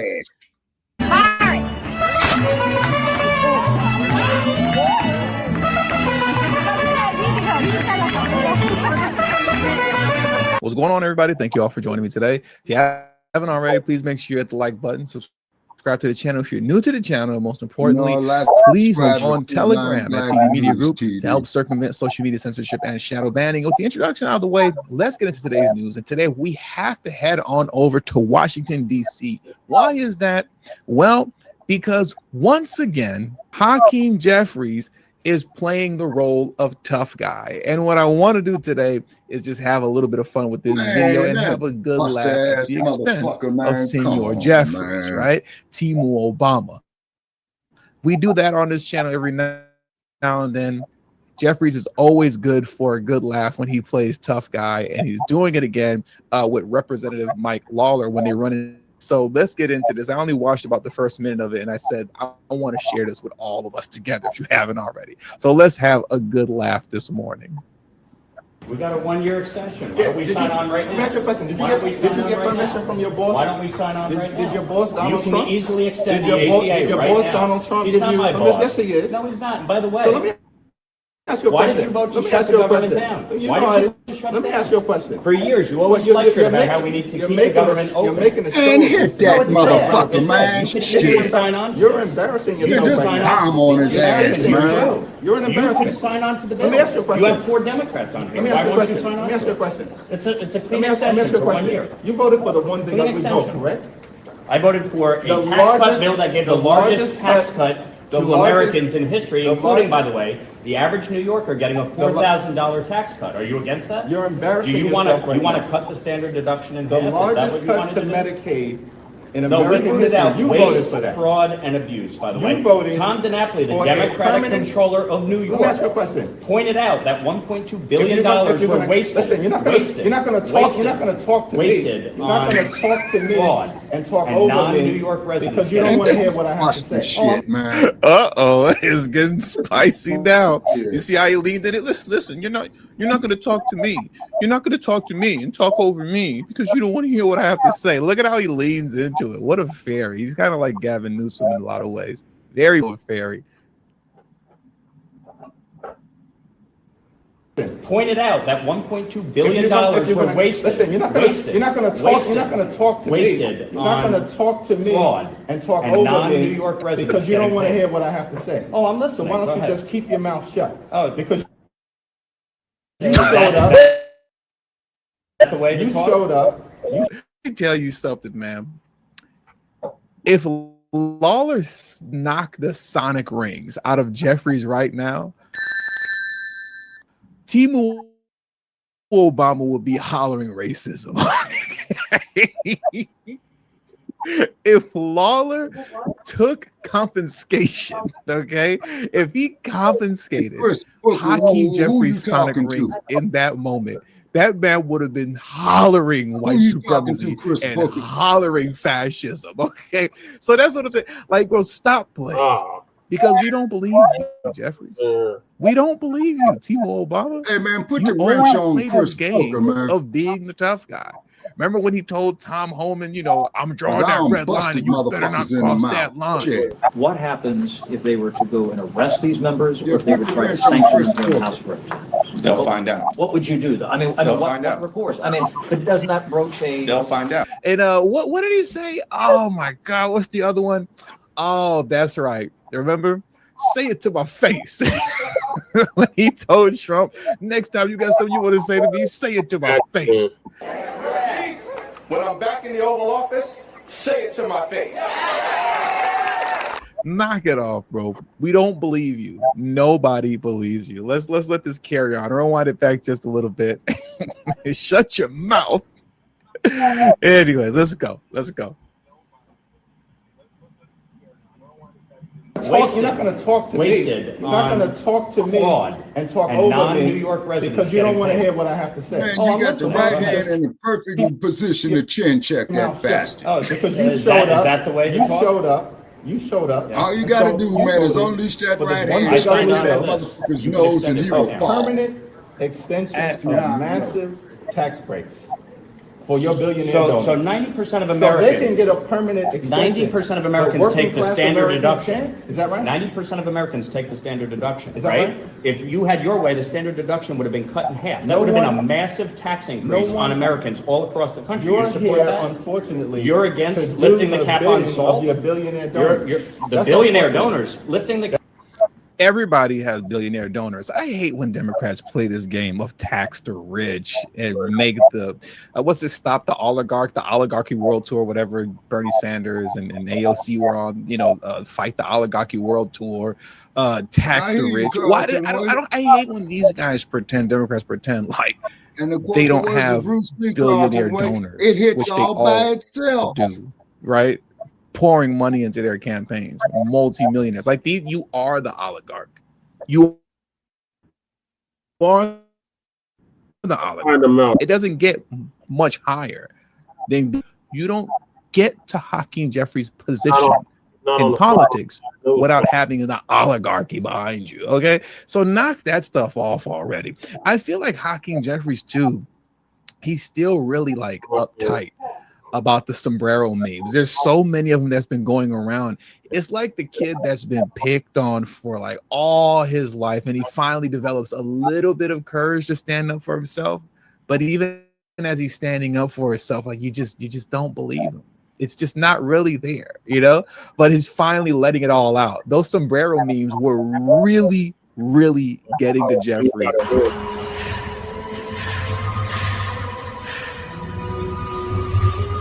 That's what I feel is happening right now.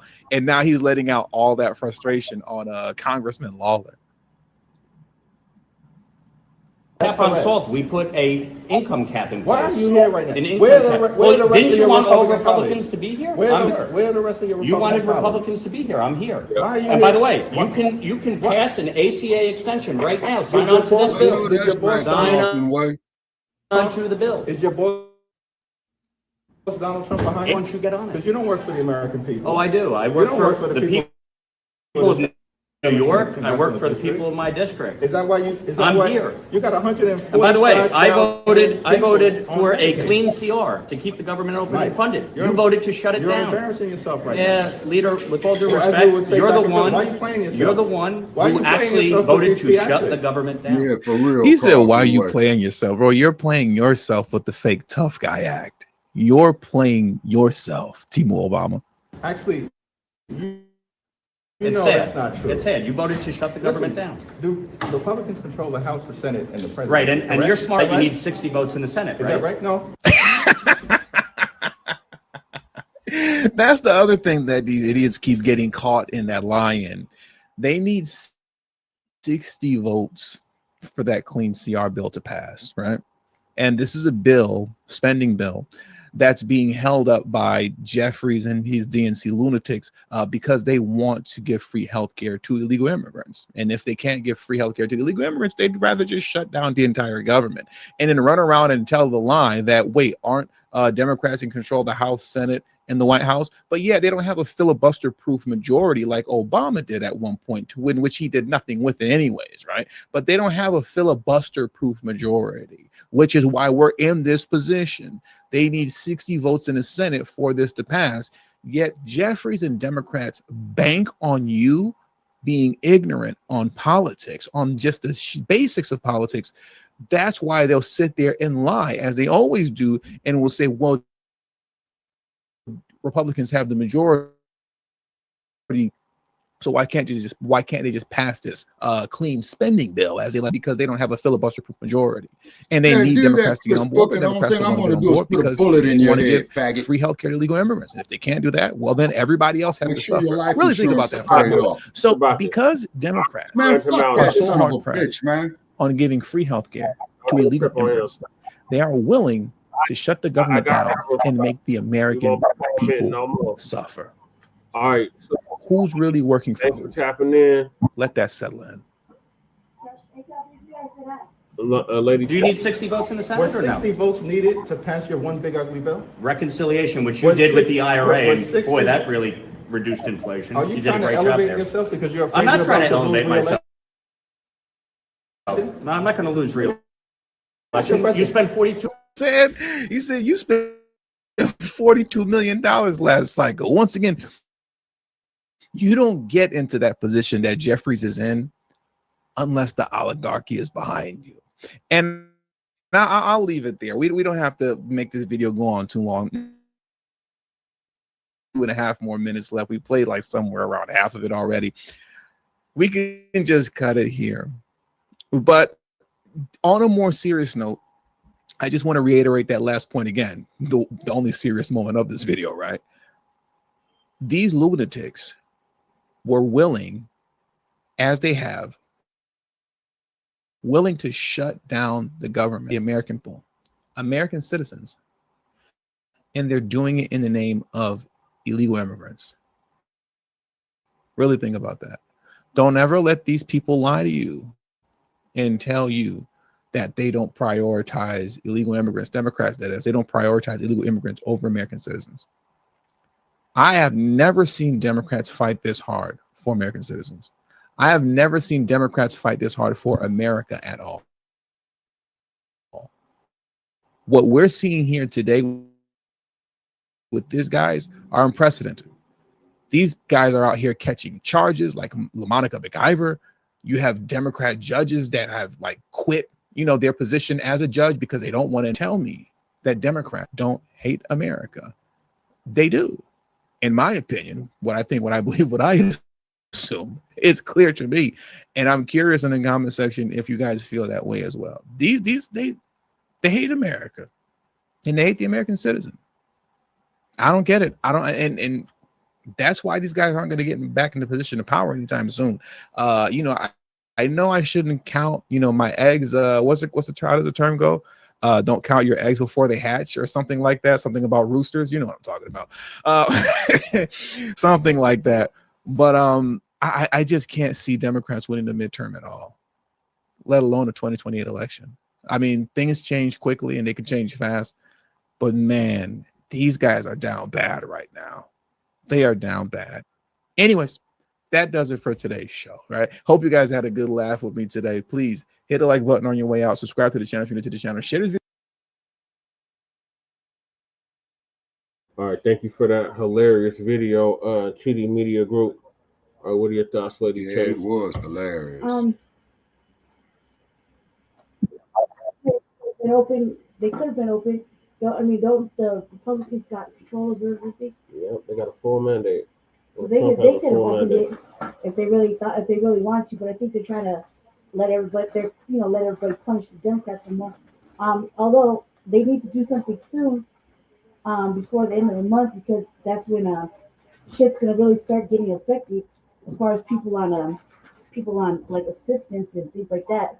There you go. Put it. That's like 7 states. I don't know. I don't think that we should be focused on all the funnies that fucking Hakeem Jeffries does, because he's dumb. And basically they're not doing anything. They're just sitting there pointing the finger back and forth, and the people are getting it, suffering as usual. So, although don't quote me on that, I gotta catch up on the news.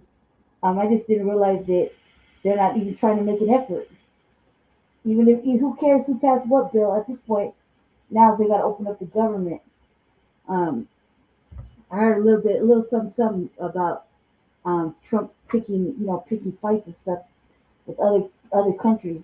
Heard a little something about that, but like I said, I need to do a little bit more news watching because I was so sick this weekend. I'm feeling a lot better now, so I'll be able to analyze the situation better. I do think though we should not let them win. We should not vote them in because they're not offering again no tangibles. It's like they haven't learned a fucking lesson. They're not even attempting to try. And me and Jesse are going to see firsthand about how the Democrats are not going to try this week. Even try to appease or please anybody. No, all they're going to do is shame and browbeat us and tell us, you're the reason why he's in office and not Kamala. Y'all should have just voted for Kamala. Yes. Oh yeah, but we're ready for that. We're also amped up for this week to give them that heat everywhere we go. We'll probably get kicked out at least 2 spots. But Jesse, you should have just voted for Kamala, right? No. Fuck no. Why didn't you vote for Kamala? Because man, that broad was not convincing. No, I gotta remind y'all why. And she said she wasn't gonna do nothing specifically. So I'm not gonna sit here and say I'm gonna do something that's only gonna benefit black people. No, because Kamala's a mess. Tether alert! Tether alert! Tether alert! Where's the tether free zone? No tether alert! Tether alert! Tether alert! I got a better alarm than Black Alpha. Oh yeah. Y'all could hear that alarm? Yeah. Yeah, I got a better tether alert than. This is a tether free zone. Hey, that one woke everybody up, didn't it? Hey. Hey, y'all hit the likes down. Since y'all heard the tether alert, hit the likes and share it. Seriously though, let me ask this question: have y'all noticed that Kamala's like, she don't look too butthurt about losing? I think she secretly is glad she lost. I don't think she really wanted to be the president. But that's just it though, Lady Che. Kamala's got 4 pensions coming. You see what I'm saying? She gets her pension from the vice president. She gets her pension from the Senate.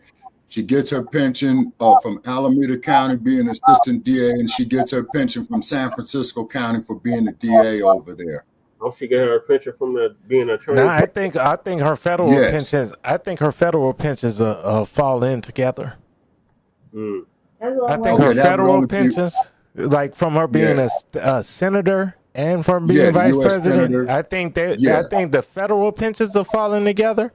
But I think she will still get her county separate from her state stuff. So she'll get at least 3. But I think her federal stuff will fall in together. Just me thinking because it's the same employer. You know what I mean? Yeah. Like Shabaka, like say you the janitor for the hospital, but you're also the surgeon. You only gonna get 1 pension at the same hospital, even though you got 2 jobs. Yeah, right, but they're going to combine them for the 2 jobs, though. Yeah, you're right about that. You get what I'm saying? This just me speculating. You know what I mean? I don't know it for sure, but that's just me speculating. I think she's over there whooping it up because you see how she's maneuvering.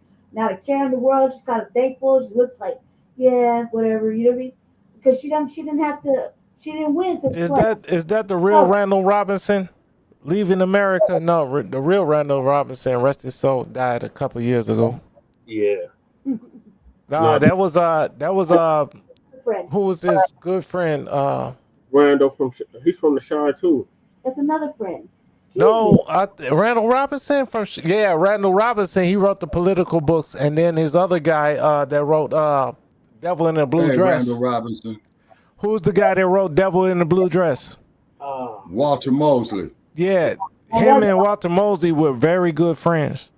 Is that right? You ought to read those series of. And they knew Claude Anderson. Okay, and then also too, if you want to learn anything, man, about the history of Black Los Angeles, there, crew, definitely read or start with The Devil in the Blue Dress, A Red Scared Black Betty, and The Little Yellow Dog. Man, I know you, Big Bad Brawley Brown, Shabaka. Big Bad Brawley Brown. Yeah, you Big Bad Brawley Brown that was dating Black Betty. I read all them books, Shabaka. I've been in jail for a while. Wait a minute. Hold on. I got a whole lot of them books. Yeah, Walter Mosley, because Black Betty, that there was set in 1961, I think. Mm-hmm. He found that little girl. He found that little girl in the trash can. Yeah, and then raised to be cold as hell. Yeah. That was Shabaka back in the 60s. He found a girl in the trash can. And then what had happened was he had a partner named Mouse because Mouse was cold as hell. Yeah, Mouse because was he the got beast. married. Yeah, because he got Mouse married used to and roll his up wife on cheated on him. Shit. They need to make Mouse that wasn't movie. No joke. They need to make that movie. Actually, Black they need Betty. to make movies out of all of them. Yeah, Black Betty was real good. And The Little Yellow Dog, too. Yep. Oh, man, Shabaka, that's one of the books I left in jail. See? Yeah, The Little Yellow Dog. And see, you bringing back memories, Shabaka. Okay, and keep in mind, crew, and the white butterfly. And the white butterfly was set in 1956 in Watts. You see what I'm saying?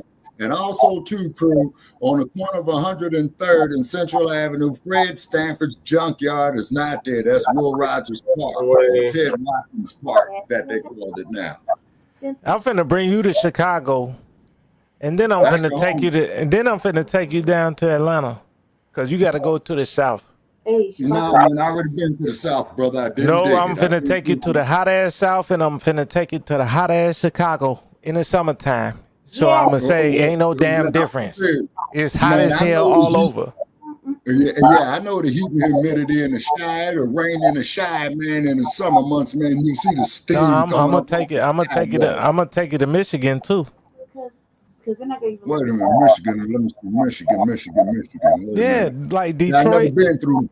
Yeah, I never been to Motown. Like in Michigan is an hour drive from Chicago, right? Exactly. Chicago got free weed. Chicago got legal weed, like for everybody, and so does Michigan, right? Indiana doesn't. I think so. Yeah. Indiana doesn't. Yeah. Oh, by the way, crew, do me a favor, man. See if that nigga is still working over there, man, at that toll booth in Indiana, man. Because every time I was going there, I was taking the wrong off ramps, man. You know, going to Memphis. It went from $4 to $8 now. Oh hell no. Yeah, see that nigga over there. You take the Chicago Skyway, it's $8. It's $8. Yeah. But basically, it's $16 because you got to take one to get on and pay to get off. Damn, boy, they're a cold piece of work, from man. 79th Street from 79th and Dan Ryan in the city. If you want to go to Indiana, it's $8 to get on the Skyway and $8 to get off. Oh, well, damn, man. And do you know what they doing? And your state did this here to me too, brother Che. They sending that shit off in the mail, man. You know, because I get this damn notice, man, from California and Colorado saying, man, if you don't pay the toll, man, we're going to lift your license in Nevada. They're not allowed to do that. They're not allowed to do that in my states. No, well, that's Indiana, Illinois, Michigan. They're not allowed to do that. So unless I run like 8 red lights, all that shit is just gonna go on my credit, and it still can't even go on my credit thanks to Donald Trump. Oh, okay. So they just snapping pictures of shit that ain't gonna happen because you better have a real police. You can run red lights, but check this out, crew. You can run red lights like a motherfucker in Las Vegas, man, because they ain't got the cameras up there. Right? No, they got cameras up here every now and again, but even when they catch you, system they can't do shit to you. Yeah, we're playing the next. But they got cameras for your ass in California, though. That's for real. You see us old niggas, Jesse. I'm sorry. I'm getting an old nigga mode with Shabaka. You're talking. Man, I'm coming up in January, Shabaka. Shabaka, I'm coming up in January. I have to come up there. No, I ain't going back to the state of Colorado until it is May. Shabaka, Lady Chase says she's coming soon up that time. So I'm just letting you know. Oh, that you gonna be in Sin City? Yep, I'm coming. I'll be out there next year too. So that was show me some hospitality. And I'm gonna bring my whole 30 crew with me. And we're gonna play crap. I have to come up. I have to come up. Y'all better be down there too, Jesse and Lady Trey. Oh yeah. Cause I ain't finna go drive up a mile high with the crew again. Yeah, it's gonna be bad on my gas driving uphill like that. Yeah. But what it is, though, crew, is that when you go into Colorado from the east, man, you ain't got to worry about crossing the Rockies, man, until you go west of Denver. Because what they call that, Jesse, the Front Range or the Back Range, where you go down there. See, then, Shabaka, now we going to be leaving Colorado smoked out and going downhill, trying to go down a mountain. And I don't know if that's going to work. Yeah. Well, just make sure you got some good brakes because it is steep. I'm gonna just bring a parachute. I'm gonna bring a parachute with me. So you have to bring some skis. Anyway, Shabaka, I'm sleeping on your couch. When I get over there, just let you know. I know how to ski, Jesse. I just don't know how to snowboard. Okay.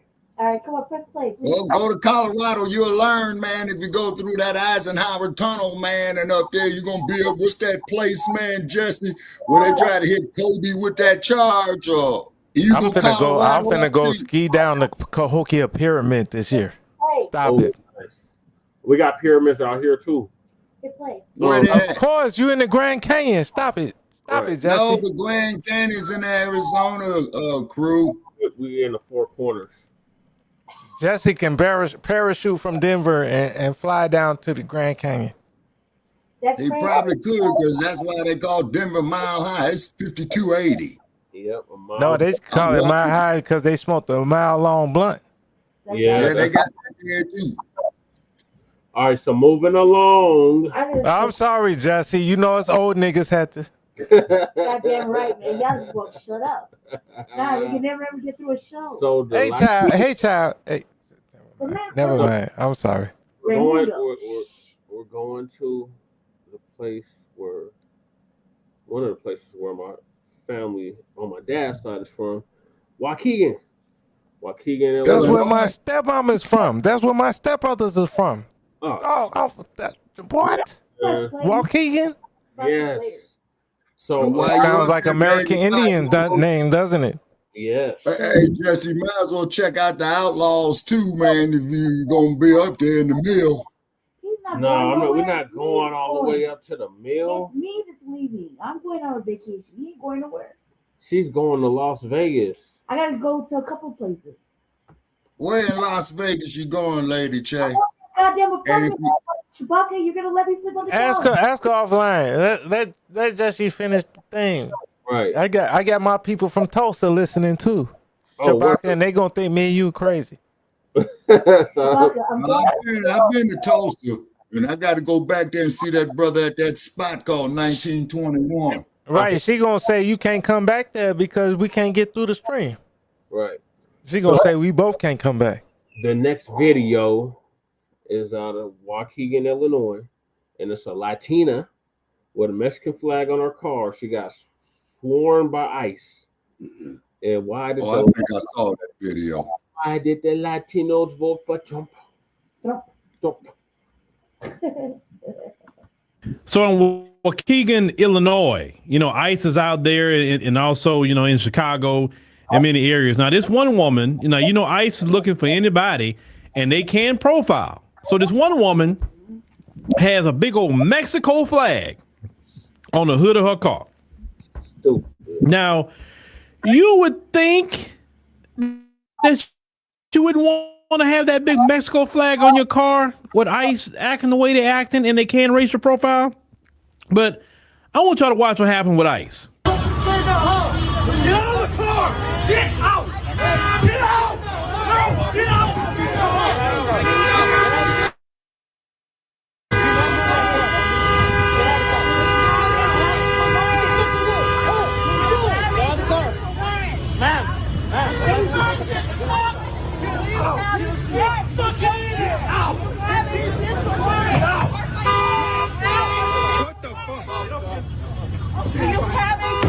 Well, this shit is crazy.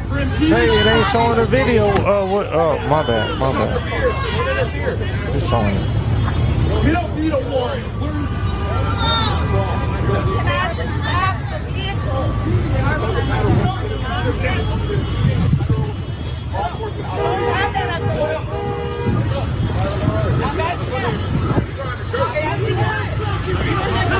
I got the entire outfit for all of them.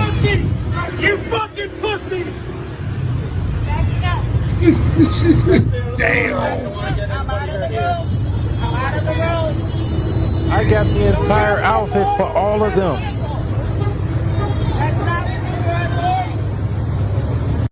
They don't even have real boots on. What the fuck?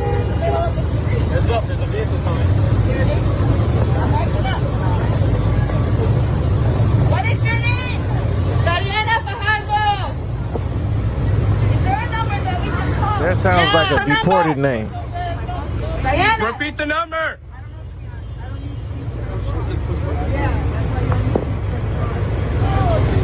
What is your name? What's the number? On the sidewalk. How old are you? You're arresting me.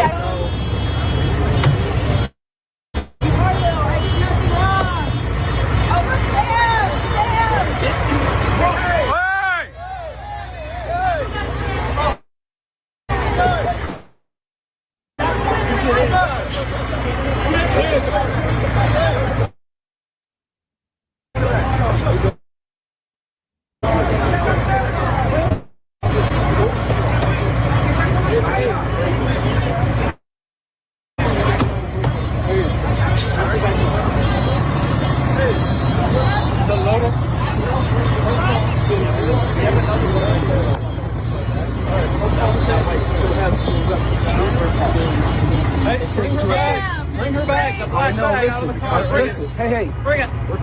let me talk to her. No, I'm gonna take your car.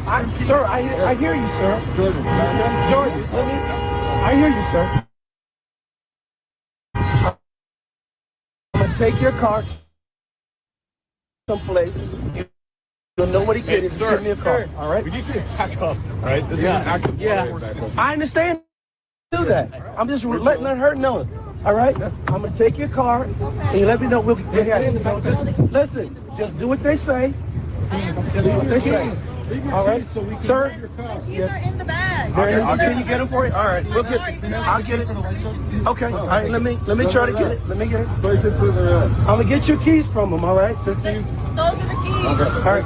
Are you sure these are the keys? All right. I'm gonna have somebody come and get the car. Just, guys, you're killing my. They're destroying the city, man. I know. Right now, ma'am. Hey, get in the car. Tell her to get in the car. Tell her to get in the car. Get in the car. You're not arresting me for anything. Stay on the sidewalk. Don't answer any questions. Hey, stay off the sidewalk. I'm not doing anything. You're the ones that are fucking harassing me. Right. It's okay. Don't let. You're in the country illegally. That's what you're doing. Stop it. That's what they.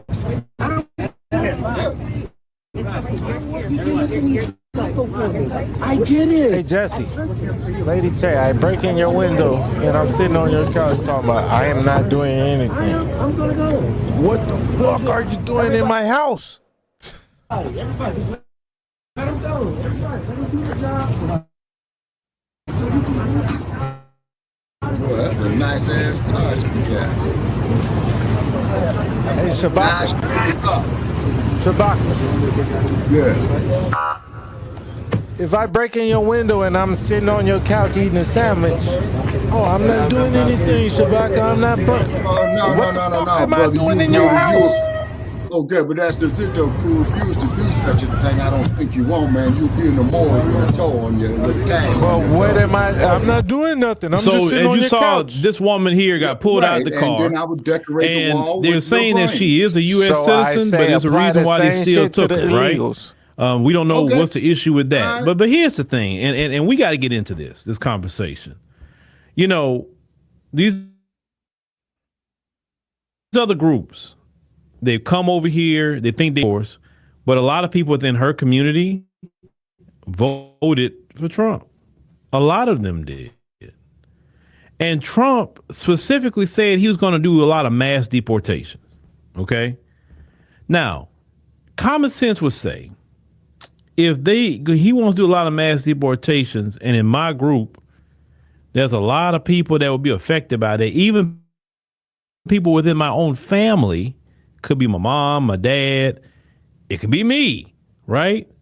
Why would I support any candidate that was going to target my community? That would be like Trump running for office and say, hey, I'm going to mass incarcerate black people in a way y'all never seen ever in this history. And I'm going to get rid of the 3-strike law and I'm going to put it to 1 strike. So if they go to jail, they get a life sentence on 1 strike, right? No, and so if you get me in office, I'm going to put all them black people in jail. Let's say he ran on that. Do you really think we as black people will be like, oh, well, shoot, man, I'm going to vote for Trump anyway? No, we going to get out of here and we go get this guy, because you look at the first term when he said he was going to do something, he did it. Say, okay, yeah, we're going to go out here and make sure to vote against this dude, right? But yet Latinos went out and voted for him, and yet he was promised to come after them. So basically, they're getting what they voted for. Let's call it what it is. They're getting what they voted for. Now you have different ones break it down and say, "Oh well, it was this group. It was the Cubans. It was the Venezuelans that's here legally. It's this group, that group. It wasn't us." Look, America put y'all underneath one umbrella. I know y'all want to delineate and all that when it comes to this all that voting and all of that, but check this out. The group that has the largest numbers in this country, that's considered Latin American, is Mexicans. Mexicans that have way more numbers than anybody else in this country. There's a lot of Mexicans, and she had a Mexico flag on her car. It's not true. A lot of Mexicans voted for Trump. That's not true. If y'all gonna go vote Republican in the midterm, because Republicans trying to get y'all out of here. Now with us as Black Americans, we have no dog in that Latino fight. is the biggest. But it's just interesting to see how when you think Puerto that you can Ricans, side with white Venezuelans, supremacy, and all of that, all Spanish speaking. and some of you, It's not all, Mexicans. but some of you was trying to talk bad about us as Black Americans. We tried to tell y'all about how these people down with them. Some of you wanted to marry into your families and all of that. No, they delineate, crew. Like Mexicans don't want to have shit to do with no Puerto Ricans. So no, this is what I'm talking about though, Jesse. So they put them all in the Latino group, right? Latino, right? So they say it's the biggest growing group or whatever, right? But it's not. The Germans are the biggest group, and then after that, it's Black Americans. Right. Then it's the damn Latinos, and you got to split them up between Mexicans, Puerto Ricans, you know what I mean, Venezuelans, Dominicans, and all of that. They don't all get along. In California, they're not the same Latinos that are here in Chicago. No. Chicago, we got some Puerto Ricans, and we have Mexicans. Yeah. Texas, they got all Mexicans. Ain't no Puerto Ricans out there. California, ain't no damn Puerto Ricans. Right. Same thing with Colorado. We don't really have no Puerto Ricans out here. So that's what I'm saying. They try to put all the Latinos in one group, which is not. Mexicans and Puerto Ricans don't get along. No, they don't. And they'll cuss you out if you call them. Just like a Korean and a Chinese. You go to the Korean store and say, "Hey, Chinese," and start speaking Chinese. That motherfucker look at you like you stupid. And vice versa. Over the last 4 years, when the gates were wide open and everybody and their mama was coming, the big old caravans of lots of other people coming over from 9 countries. Yeah. Right. Those were all for the Latin diaspora. Right. Those were Venezuelans, Salvadorians, Cubans, Dominicans, Panamanians. They were all coming from that angle. Hondurans. And then when they came through Mexico, they picked up the little Mexican caravan and they came trotting through, right? Yeah. So this is what the problem is, that now that the Democrats had their hand in all of that, they were giving all these free goodies and giveaways. Yeah. Like they were able to pass through and get an ID, get sponsored, somebody sponsored them or whatever. They were able to look at the DMV. The DMV is hella dirty. You see it in several states. People are taking money like rats just to give them who the hell sponsored them, though, Lady Tay? I'm not finna sponsor no damn dirty Mexican. I don't care how much you. In our state alone. Shabaka, you ain't gonna sponsor. Look, yeah, you know me. Like, you ain't gonna sponsor me. I'm sorry, Lady Tay, but you ain't gonna sponsor me. In our state, we just saw throw these whole like what do you call it, finding job things with fairs. They had hidden job fairs. They had these fairs for illegal immigrants. Motherfuckers $100 to sponsor a family, right? Secret job fairs. And white people were sponsoring them and bringing them into their house. Yep. Right? They wouldn't bring any of the homeless, unhoused people. Yep. They were bringing in specifically them. Mm-hmm. They come to our city council chambers and make all these ridiculous demands. But you lazy. Our city mayor was funding all of this. Mm-hmm. So now he wants to pass a budget that was already. Lady Trey, what they said out here? You lazy. They were worried about the winter. They were worried about these motherfuckers and their shitlets. You know what I mean? Not to mention, these motherfuckers brought measles over. Yep. Right? It affected our children. Mm-hmm. Measles. God damn it! I don't even know what a fucking measles is. But I know I have vaccines for that. Right? They invaded the infrastructure in the school, and now our hospital, our indigent hospital, is meant for the poor, bankrupt. You see what I'm saying? Is like doesn't have the money. They're flooding our resources, Lady Che. Yes, they bankrupt the health. That's what I'm saying. But these motherfuckers were getting schools. sponsors through white people sponsors. They were getting I just confirmed it, a $5,000 EBT card every month. I confirmed it last week for thank Eric Adams for that, Lady J. Money, he right? started a trend with that. Look, and I could be broke as hell, right? And I could come visit y'all, right? I'm for the soil. I'm a citizen, right?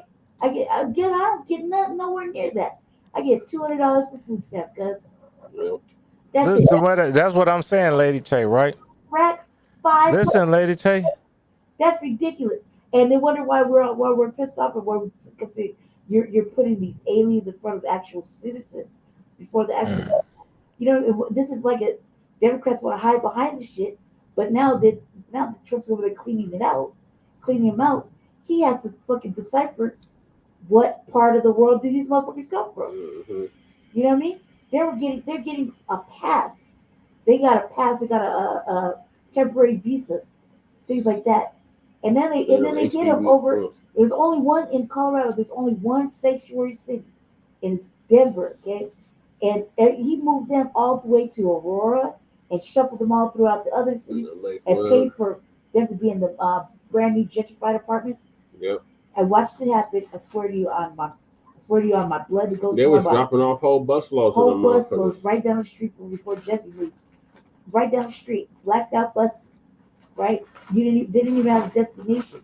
These motherfuckers are still everywhere. Is asking me how to get to wherever. And we can't even take the bus anywhere because they're everywhere. And that and the musty ass high school kids, yeah. So I'm just saying. So what I'm saying is that Democrats should get no votes. They have to clean it out. But nobody's going to replace that money that was given to all these people because they couldn't eat our shelter food. It's too cold. They're tropical people. Woo, woo, woo. That's just what we heard the other day, right? Yeah. A bitch said, I'm standing, there's 43 families, so crazy. 4,000 families ahead of her. Help her. Yeah, she's on a wait list or something. Like some crazy shit like that. I was like, go wait in your homeland. Exactly. You're putting out actual people. They don't fail. Build your homeland while you waiting to come over to our homeland that's already built. Because they're too, right? So now they're just creating more homelessness just to lock everybody up. You see what I'm saying? So he didn't really stop on the unhoused situation, just created it and make it bigger. And now we're further in debt. And that Tabor building, what's this fuck was talking about? What's his name? Hakeem. Yeah. Yeah. The man was talking. Hakeem Jeffries. Yeah, he's talking about a Tabor. Tabor here used to be. He's a tether. Yeah. Now the Tabor is 120, 170, 137. Yeah. To compensate for these individuals. You see what I'm saying? There you go. No, but like I was saying, Lady Che. Go for it. I'm done talking. So you got your 200 stats, right? If I come visit, right, for a day or two, right? Hoops and loops. You don't know how I have to do to get that. No, but you get what I'm saying? If you got that, you can sponsor me for a day or two, right? Oh, I'm coming to visit, right? You can cook dinner and this, that, right? I'm going to take care of my family. Right, for a day or two, right? Yeah. No, now I'm finna just. Oh, hey Jesse, put me a spot over there next to the couch. I got an air mattress and shit, and Lady Chase stamp finna. You get me? Yeah. We don't That worry. shit ain't finna work, right? Hell no. No, it would work because there's. You get me? I better start door dashing. Mm-hmm. I better No, start. you don't want to do DoorDash, dog. No, I do do DoorDash. So. No, what I'm saying is though, right? It's good for a day or two, right? Yeah. Listen. But other than that, I gotta start paying my way, right? Right. We don't do family that way. These people ain't our family. These people are aliens. No, I'm saying even if I am family, right? You still only got me for a damn day or two, cause I still gotta pull my weight, cause that's how we move as FBA. Yeah, we have a discussion prior. I guess. Y'all can come out here, but I'm finna put y'all on the job on day 2. Right. You get me? Either chop some firewood, or somebody gotta learn how to cook. Somebody gotta know how to cook. Somebody gotta take some weight off of me so I can do some extra shit to keep y'all here. Right. But that's all I'm saying. I ain't saying like y'all gotta pay the damn mortgage or nothing. Right. No, but like if I come up there, right, I gotta pay my weight after a day or two, right? If y'all come out here, y'all gotta pay y'all weight. Right. But what you're saying is reasonable, crew. What they had no reason. There's no reasoning. They came to take. Right. And we don't do that. What we do as FBA is we. Yeah. Right. Shabaka, I don't even like you, right? Oh my God. But goddamn it, I'll come chill with you. No, but I'll come chill with you and we'll go make money. Well, I don't have a problem with that as long as it's legal.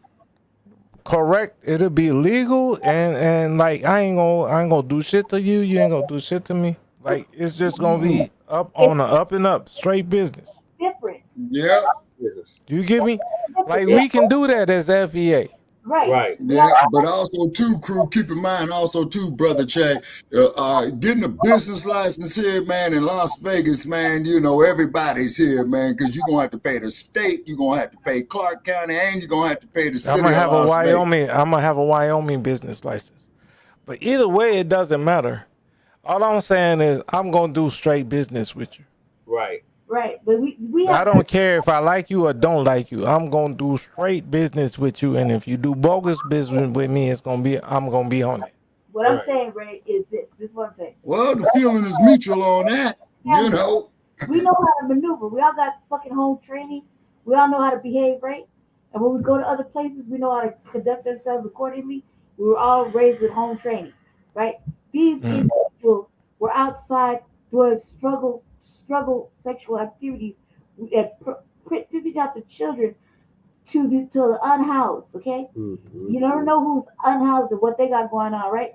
So they were doing the most and collecting benefits. You see sisters come into the city council asking, demanding help, demanding. Shout out to Cookies, he right? helped put a sister up that came. Right. So and they ignored that sister. So we keep going in on it, but they weren't ignoring the aliens that came in and bombarded our fucking city council.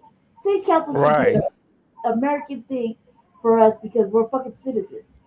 Right. So how I'm gonna know you and Che. Hey, Randall Robinson. And then I'm gonna just bring some foreigner. You get me? And I know Lady Che, I know El Che. And I got a spot, but I'm gonna put a damn foreigner in there before I put y'all in there. That's crazy. And that's exactly what these crackers did out here. And they managed to get the unhoused shelters closed. You see what I'm saying? The mayor didn't solve homelessness. No. He's creating it. So I'm just saying that. I'm just saying all that, you know what I mean? Because it's important. Well, that's the same thing. That's the same thing we were saying out here in Chicago. Yep. Oh, they running up in here in the black neighborhoods. Well, y'all put the damn immigrants in our damn neighborhoods. So that's what y'all got to get them out of. If y'all to put them motherfuckers in the white neighborhoods, y'all have been go and get them out the white neighborhoods, and white folks have been getting. You get them? Black in the areas that are being gentrified, and that way and hit them in the like. They steady doing the same shit over and over, and we're good on that, and we're putting them on point. Yep. And we're putting them on notice. Like, look, everybody is on notice right now. Mm-hmm. Everybody is on notice right now. Stop fucking with us, FBA, because we'll fuck you up. Right. Like, we're a smaller population. Well, no, we are a bigger, we're a bigger population worldwide, globally, than the Jews are. Yeah, but listen to what Uncle Phil is talking about. You know that, Lady Tay? Because, like, no, listen. He's talking about us mobilizing and going and making our demands, protesting and whatever the fuck you just said. And I'm like, no, we said tangibles or no vote. And we're the swing vote. Not to keep giving them ideas for them to continue to fuck us around. But what I'm saying though, Lady Tay, is like, if you look at the Jewish population globally, Black Americans are bigger than the Jewish population globally. Yep. Yep, but it's a hate Just crime. our 13% of the American population is bigger than the Jewish population globally. Yep. So if they can do it, we can do it. And we'll do it better because they're Jewish. We are the actual Judites. Right. But anyways, that gets into some religious shit. Yeah. Go ahead, Jesse. Khalid Muhammad. He said we're not Semitic people. Like he said anti-Semitic, we're not Semitic. Right. How are we anti-Semitic and we are the Semites? Not advantage. So that's it. We're not. That's we are the Semites. Right. He had a good understanding. All right, I gotta move on. So the next topic is okay, but go on. Let me say this right here, Brother Che, before you started. Okay, but Crew got a point on that because Abdel Gamal Nasser, who was the president of Egypt before Anwar Sadat, he said, "How did the Jewish people leave here as black and came back as white?" Mm-hmm. He said that way back in 1970, I think. Because they left as Jews and came back as Jewish. Yeah, okay. Yeah, you're right. Came back as I got a good friend of mine, that is very, very scholarly on that. You familiar with him, Brother Che? Yeah. We had him on Shabaka's Black Experience Enhanced, but just please don't say his name. Shabaka, we are the Judites.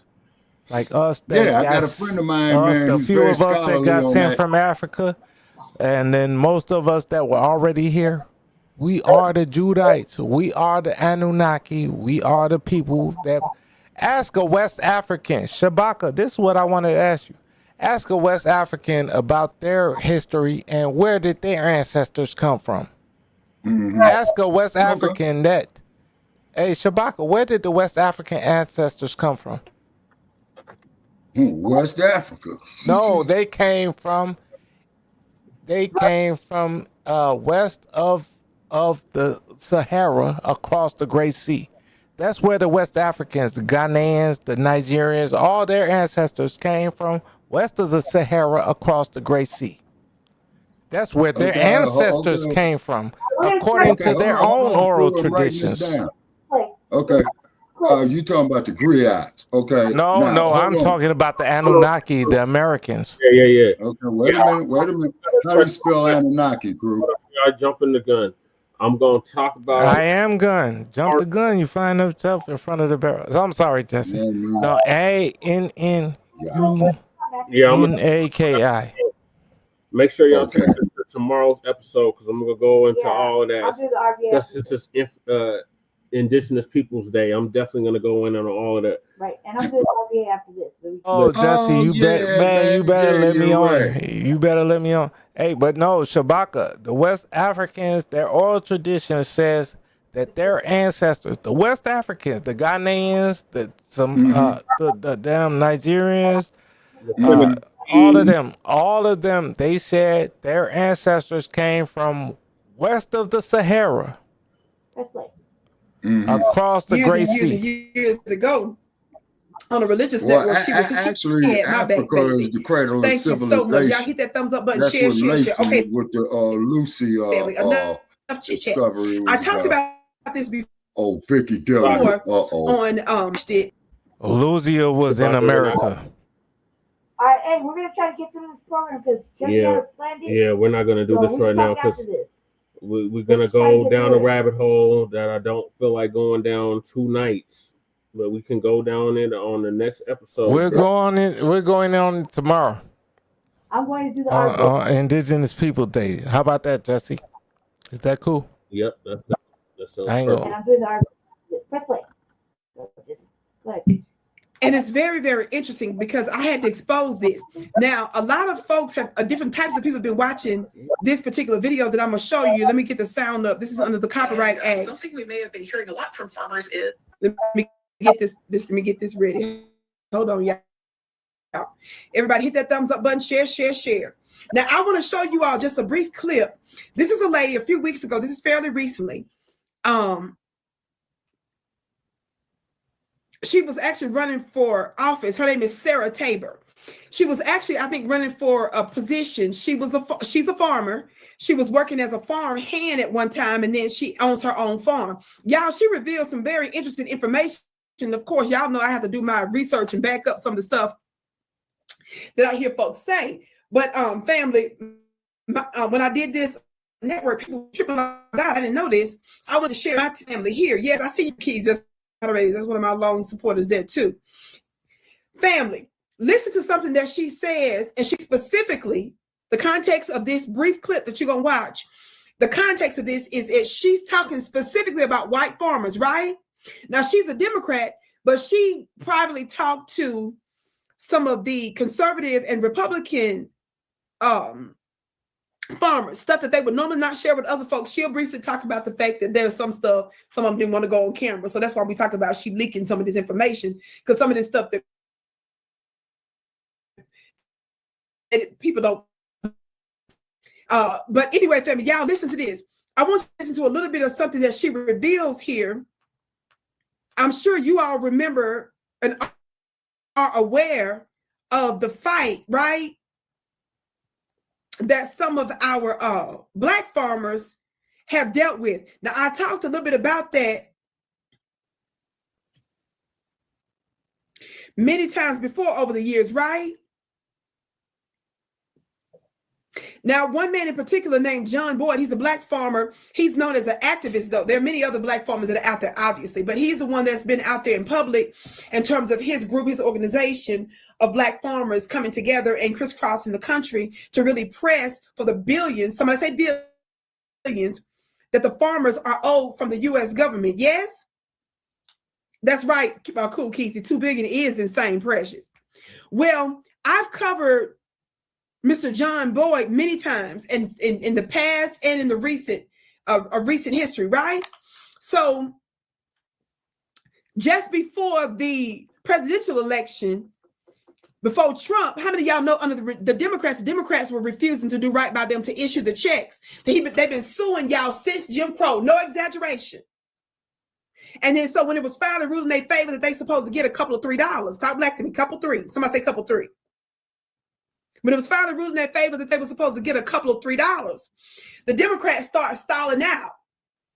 So Mr. John Boyd and the Black Farmers Association came forward and told the Democrats, they said, look, we've been voting for y'all, we've been playing with y'all, we've been supporting y'all, we've been covering for y'all. But if y'all don't issue us some checks before this election, see, that's what they did right before the election. They said that they told them that we're going to sit down and talk to the Republicans. So lo and behold, the Biden administration magically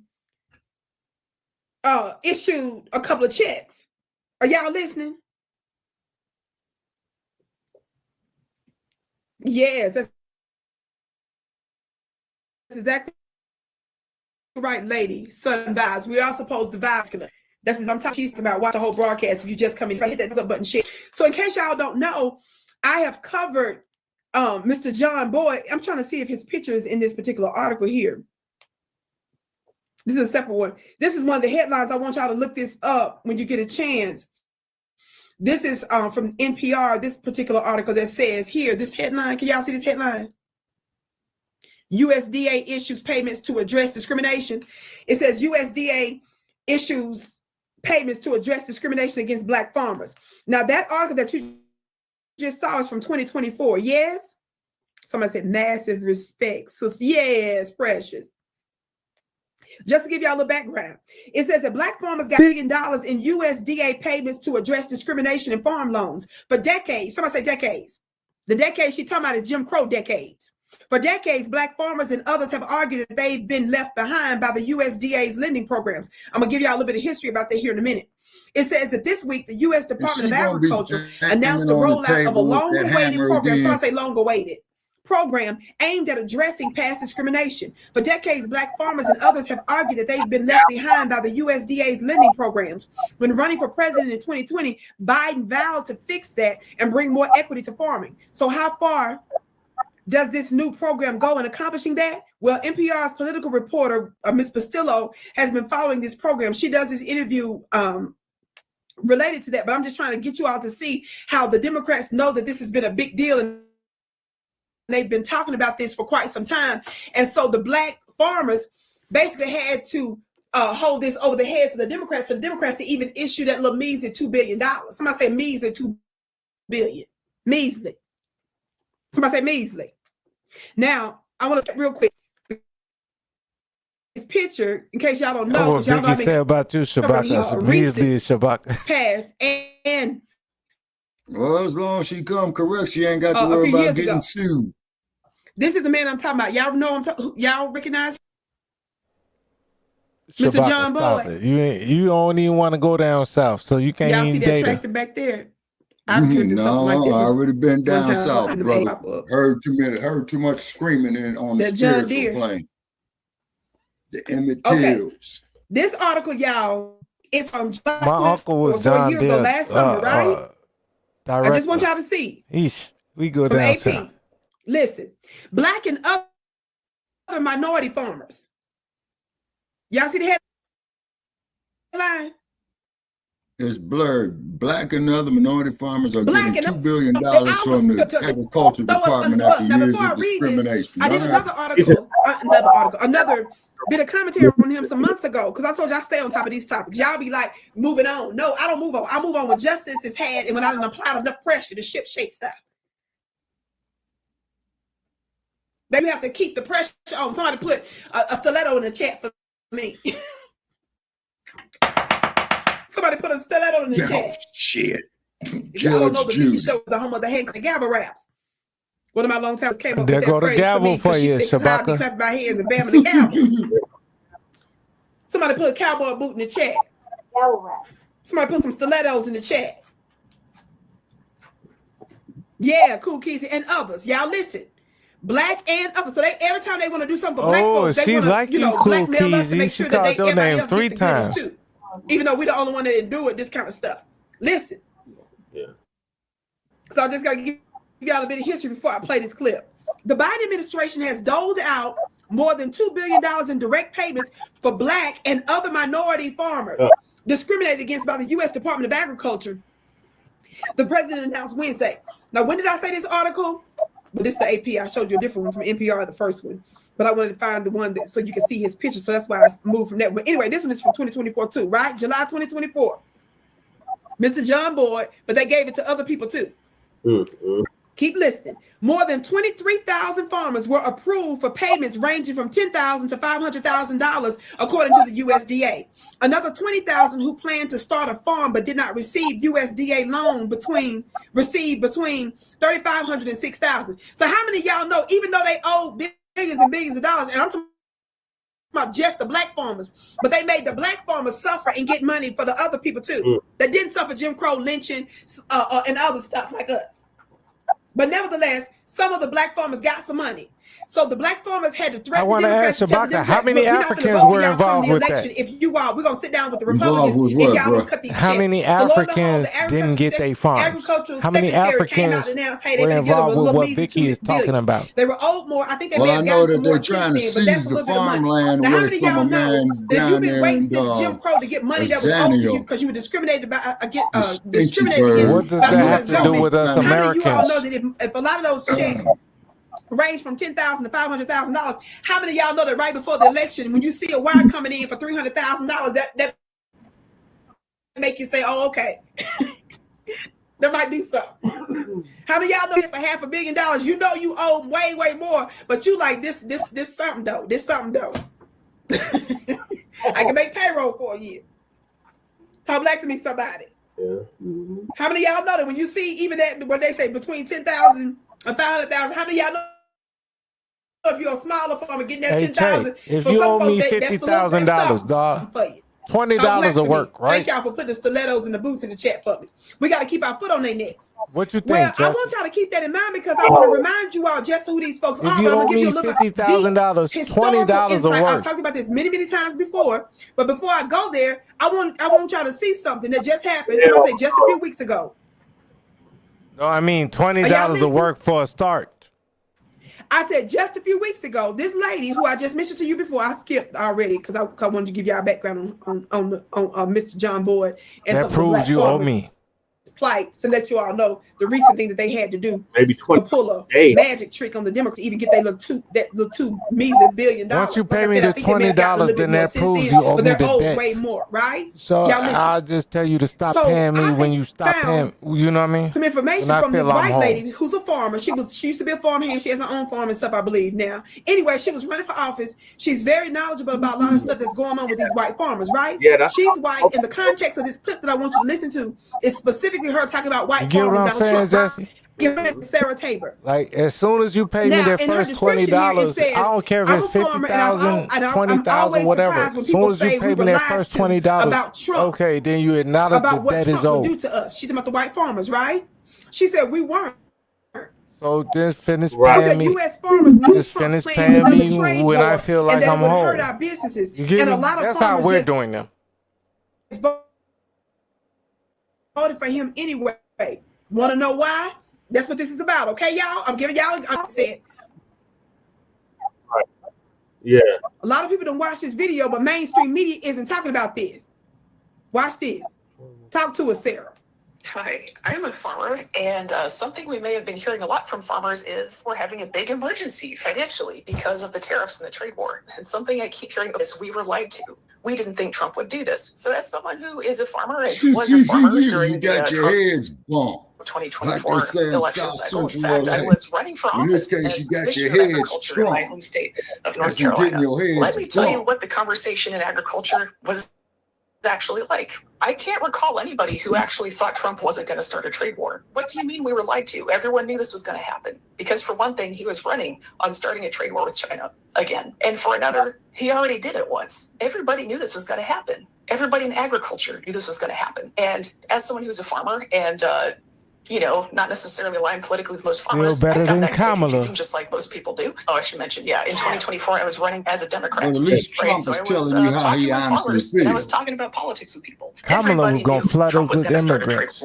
Because he ran on that, Yeah, he campaigned on that, and he already did it There's once. old Everybody saying knew from he was South going to do this. Central LA. So family, I need y'all to really understand what this white lady named Sarah is saying. Never apologize She's talking for how about you her white honestly colleague feel. farmers, mostly. And if you ever go to South Central LA, crew, don't let nobody know you from the side. I am never coming to California. I hope California falls off the map. Yankee Doodle. Yeah, I would love to see the shoreline here at Nevada. You know, I really would. I'm talking about every part, including where you used to She said they knew, baby. She said they knew it will that Trump was going to do this and then wait till the other so she getting ready. It's going to be explosive. I'm going to go through it real fast. Why are you laughing at me, Miss Lisa? Yankee Doodle went to town and stuff. Y'all put them horses in the chat. Put all the farm stuff in the chat for me. So she said they Vegas knew. Can go too. Not only because Trump campaigned that well, he was going to start a everybody's trade here, war, man. You know what I'm saying? All the good fellas is here. Affects disproportionately farmers. She said when Trump was in office the first time, he did some shady stuff. Stop talking. He imposed a whole lot of unjust tariffs and a lot of economic sanctions against China. How many of y'all know that when Biden got into office, the Biden administration kept Trump's anti-China in place? I don't know that. But the Biden administration about their hate toward China. I see the Yankee Doodles with the time.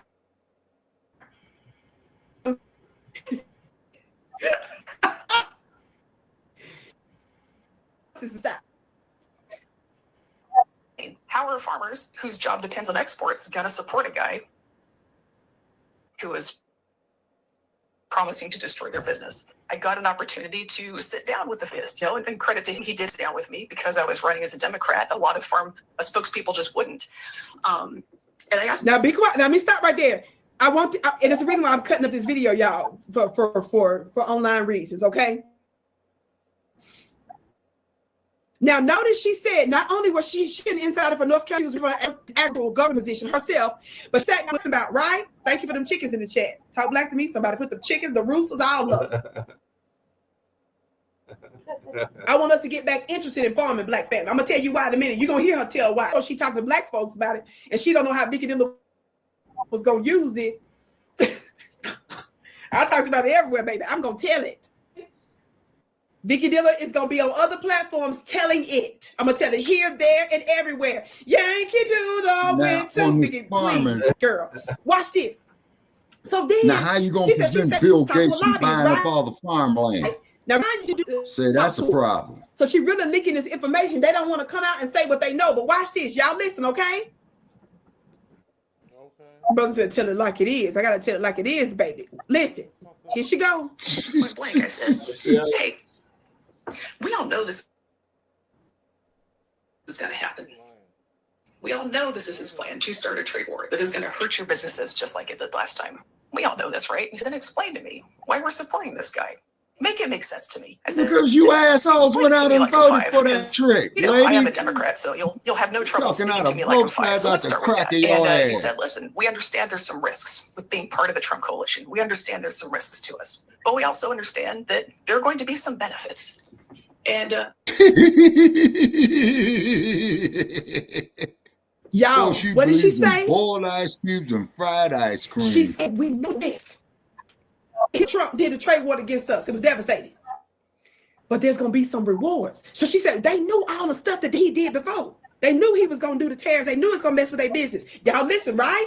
Y'all hit that thumbs up button. Share, share, share. Thumbs up, share, share, share. And family, don't forget, you can still get your mini gavels. I still got some oud oils, just a few, because most of them. And we got advertising space here for sale too at Front Line Blacc. I got a handful left. I got some more coming later on. So y'all be patient with me. But go on to my website, get your little magazines, get your gavels, and get your Talk Black to Me t-shirts. And tag me with your Talk Black to Me t-shirts, and you may be on one of my social media platforms too with your t-shirts on. Okay. Okay. Now you gonna have to pay me, lady. Thumbs up, thumbs up. If one of y'all could put my website in there. VickyPlanet.com. One of my moderators put it in the chat. Happy to put it in there, sister. You got to pay us. He wouldn't elaborate beyond that. But let's wait a minute. This just a minute. She said he wouldn't elaborate beyond that. They don't want us to know all this, y'all. Are y'all listening? That right now. I done hit the wrong button. From coalition, we understand there's some risks to us. Hold on, I got to get it back to where I wanted to go. And I asked him point blank. I said, "Hey, we all know this is going to happen. We all know this is his plan to start a trade war that is going to hurt your businesses just like it did last time. We all know this, right?" He said, "Yep, yeah, we know." And I said, "Then explain to me why we're supporting this guy. Why? Make it make sense to me." I said, "Explain it to me like I'm five, because, you know, I am a Democrat and we understand there's some risks with being part of the Trump coalition. We understand there's some risks to us. But we also understand that there are going to be some benefits." And he wouldn't elaborate beyond that. But let's unpack this. He wouldn't elaborate. Y'all listening?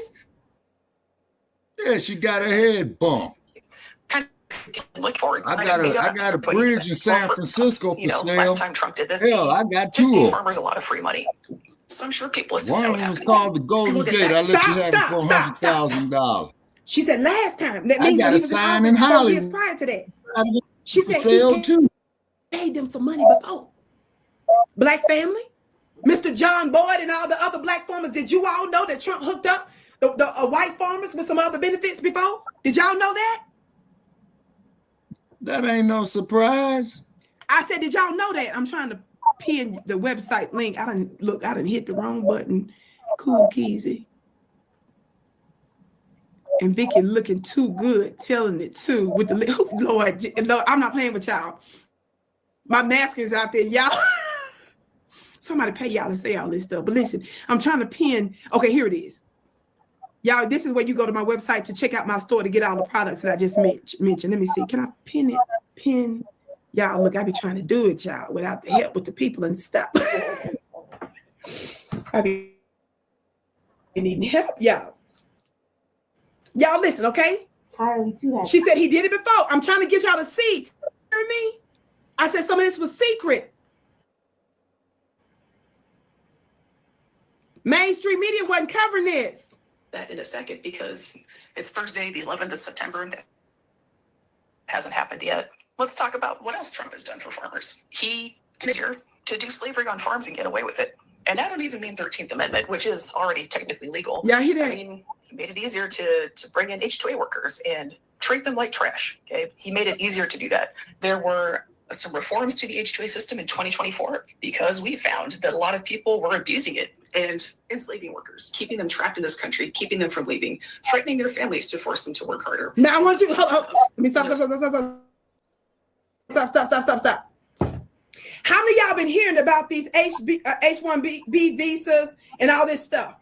She want the farmers to take advantage of some of those visa programs, even though some of them different for the farmers. But they still similar. She said he allowed them to take advantage of it so that they can keep cheap labor on their farms. She even talks about later how some of the folks, some of the farm workers, y'all know how Trump told us he was going to go home. And because of those visa restrictions and stuff, that some of the farmers will contact some of the migrants here in America and get their family to talk them into staying there so they can get cheap money using them visa programs. Exactly. All of them ties to the illegals. Y'all see that? So while they sit there playing with the visa and not telling you how Trump secretly doing all this other kind of stuff with similar visa programs. Are y'all listening? Some of the look here, but the 2 or 3 that was on these people going to go home, and they was being threatened. Don't blame somebody. Y'all listen. That's not slavery. What is? So he did that. Trump did that for farmers. He made it easier to keep people in bondage. So that's a benefit. It was, of course, the... Let me stop. Trump did for who? Somebody tell me in the chat. I know my chat is going slow, but say Trump for who?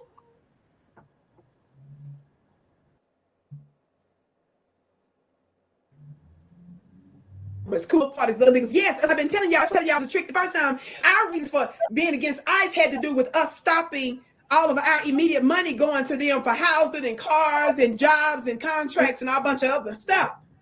That's separate from what what people don't realize. One of the largest migrants before, after the 60s, because after the 60s, during the 60s, actually, a major piece of legislation happened right around the same time as voting rights acts and civil rights, and that had to do with black folks. Took place. Who was responsible for that? A Republican president by the name of Ronald Reagan. God damn. That's the reason why y'all find a lot of Latinos that love Ronald Reagan, because it was him that passed that major legislation that helped them illegals. See, a lot of folks don't know that. Don't y'all let them throw us in no trick bag. But I'm not done. Y'all listen real quick. I'm trying to get through it real quick. You know how I feel about Reagan, Shay. Next part. Beautiful. I gotta rewind. Y'all can hear this. The big beautiful bill. Y'all know that's the bill that was just barely passed here a few months ago, right? We talking about in modern times. We ain't going back right now, even no year or two. We talking about just the past couple months when that big beautiful bill passed, right? That's under Trump, right? What did she say? Listen. Which is already technically legal. I mean, he made it easier to bring in H-2A workers and treat them like trash. Okay? He made it easier to do that. There were some reforms to the H-2A system in 2024 because we found that a lot of people were abusing it and enslaving workers, keeping them trapped in this country, keeping them from leaving, threatening their families to force them to work harder and not paying them enough. You know, if that's not slavery, what is? Listen. So he did that. Trump did that for farmers. He made it easier to keep people in bondage. So that's a benefit. There was, of course, the big, beautiful bill that had lots and lots of tax breaks, which farmers are really interested in because folks don't realize this, but farmers are actually quite wealthy. The majority of small family farmers at this point in U.S. history are millionaires. Stop, Vicky, stop, Vicky.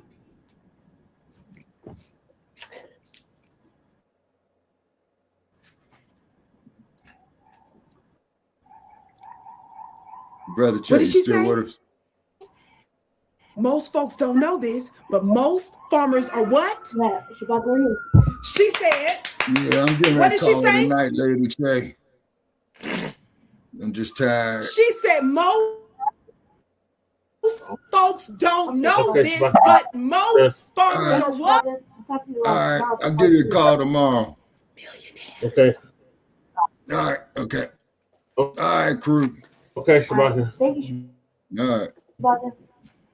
All right. Y'all see how farmers let us Yankees and honky tonks and stuff?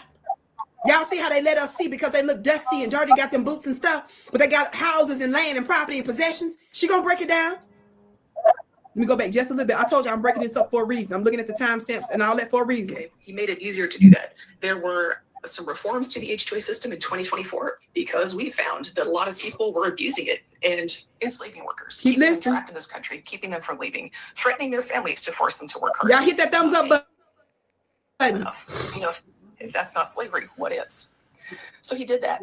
Trump did that for farmers. He made it easier to keep people in bondage. So that's a benefit. There was, of course, the big, beautiful bill that had lots and lots of tax breaks, which farmers are really interested in because folks don't realize this, but farmers are actually quite wealthy. The majority of small family farmers at this point in U.S. history are millionaires. Most small family farmers are millionaires. So this is a group of people, farmers, who are very, very interested in tax breaks because they have a lot of estate and a lot of property to think about tax-wise. This is something that kind of drives me nuts. As someone who came up in agriculture as a farm worker, working for farmers, I keep saying, but farmers are working class. They're voting against their working class interests. When will they wake up? Never, because they're not working class. We've had the numbers on this for decades. The USDA's had data on this for years on the internet where you could just look it up. I'm stopping there because I'm showing you that these are charts that keep popping up. I want you all to go to the US government. She said we've had numbers and data on years. She said they are not working class. Silly. She said, and of course it makes sense when you think about it now, right? She said they got what? Property. They've got land. And she's gonna break down how the equipment that they have to have is not cheap.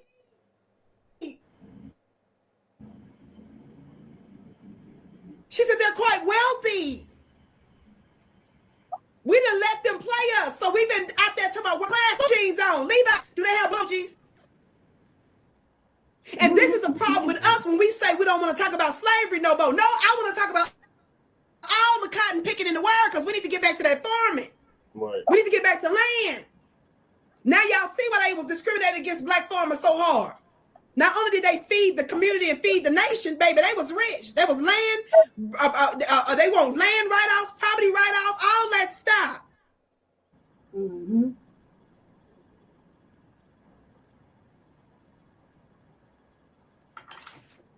Put them blue jeans in the chat. Get some blue jeans and stuff.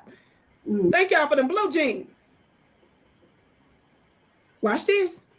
No one's ever bothered to look. We just assumed farmers were working class because, I don't know, big trucks, because those are cheap. Yeah, I don't know why people think farmers are working class. Land and tractors and trucks ain't cheap. It's not that complicated. You know, we had a century where, yeah, the smallest, poorest family farmers were getting pushed out. Well, what happens after a century then? Who's left? It's not poor people, is it? So anyway, that's another big bet. I need y'all to stop right there because she broke down, yes, at one time, the small farmers got pushed out. But she said that was a century ago.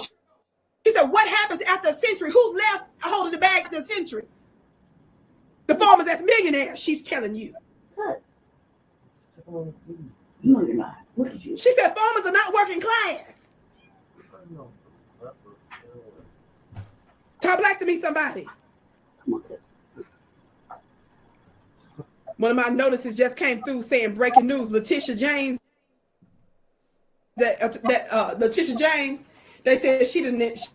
The one that was the Trump hated the black DA. They said she just got indicted after Trump pressure campaign. New York Attorney General, who had filed a civil case against President Trump, is accused of committing mortgage fraud. Her indictment came on the heels of an indictment of a former FBI director, James Comey. Child, I ain't got a chance to read all the article. I'm just telling you what just came through, child. Say breaking news. Lord have mercy. Y'all hit that thumbs up button. Share. Listen, let me get back to this. I'm almost done, y'all. Can y'all give me a couple more minutes? People save you. Watch this. Give me a couple more minutes. Let me already get it back to the farm. And Hold on. Let me find what was I. it's not poor people, is it? So anyway, that's another big benefit that farmers got from Trump is big tax breaks. That big beautiful bill also had, was it 52 billion in additional free money for? Okay, let me go back because I want y'all to see what she said because I want y'all to think I'm making this up. Here we go. Y'all listening?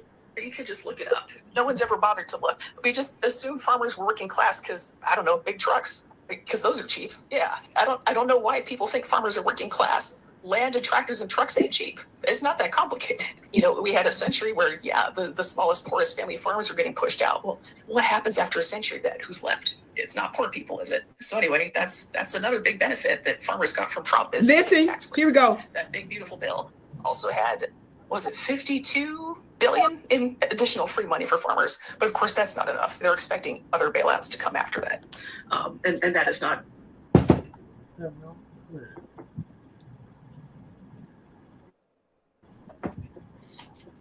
Whoever just said Green Acres 2025, baby, I think I'm gonna have to use that phrase from now on. Did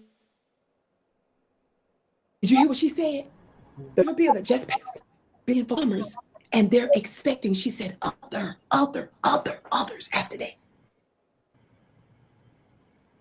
Let me go back. Hold on, let me go back. Did y'all hear that? It's 52 billion for the farmers in the big, beautiful bill, but she said they expecting some more. The tractors and trucks ain't cheap. It's not that complicated. You know, we had a century where, yeah, the smallest, poorest family farmers were getting pushed out. Well, what happens after a century? Wait a minute, listen. It's not poor people, is it? So anyway, that's another big benefit that farmers got from Trump is big tax breaks. That big, beautiful bill also had, was it 52 billion in additional free money for farmers? But of course, that's not enough. They're expecting other bailouts to come after. She said that's not enough. And that has not been available so far. So everybody's starting to sweat just a little bit. So in addition to the $52 billion for farmers, she said from that big, beautiful bill, she said they was expecting other bailouts that hadn't came yet. So they sweating, she said.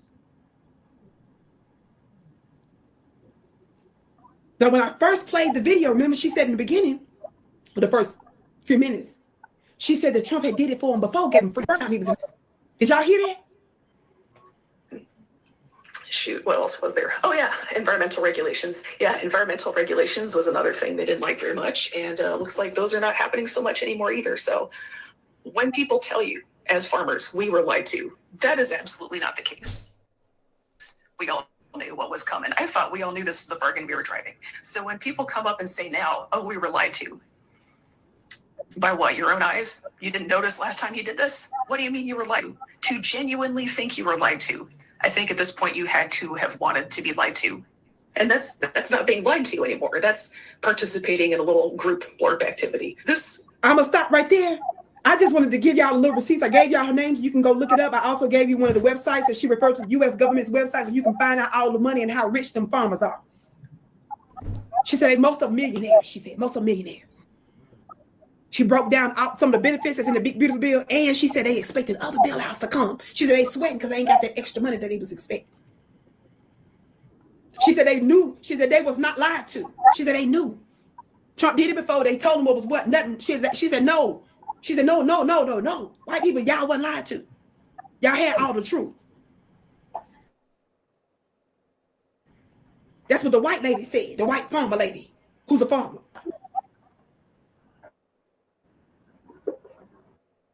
Now I gotta go. How many of y'all know I quote from this book often called How White Folks Got So Rich? Hell, I even quoted from this book when I did my reparations speech in Washington, D.C. It's many, you can read this book practically on the lunch break. I want to read one part from about just a little bit of the history because it gets to the point on multiple portions of legislation, so you can do your own research after you read whatever section. So that's why I like this book, because it talks about a bunch of different things and it kind of leads you in a direction to where you can do your own research independently and go further if you choose. On page 72, what does this say on page? Let me do it like, can y'all? What does it say on page 72? What's the headline that say right there on page 72? Folks got it's just by the internet.com. Y'all see this title here? There's a section I'm reading where it says Farmers Home Administration, the FHA, for whites only. Y'all listen. At the end of legal slavery in 1865, blacks were concentrated in the agriculture sector of America. See, this white folks getting like the own farmers family back in the day. Thank you, Cool Keezy, for telling them to follow me on Instagram, on X. Y'all listening? They were more likely than whites to own farms, though they held less acreage and had poor quality tracts of land. Y'all listen? It says, despite this reality, the Farmers Home Administration, the FHA, to white farmers to sustain and maintain their operations. Now, when was the FHA, which stands for what? The Farmers Home Administration. When was it set up? I said 1913. Somebody said 1913. It was set up in 1913 to give loans and subsidies to what farmers? What farmers? To the white farmers. Somebody say that's the DEI right there. That's white welfare. That's the welfare queen and kings. I don't want y'all to tell me nothing about no black woman getting no extra $20 on food stamps to raise 3 kids. I don't want to hear nothing about that.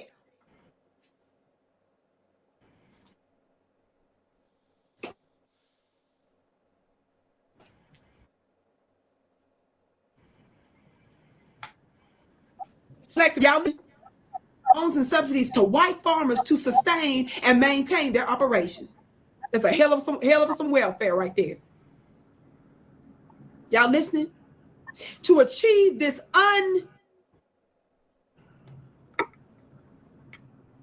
unstated racist purpose, the FHA allowed local whites to operate the program.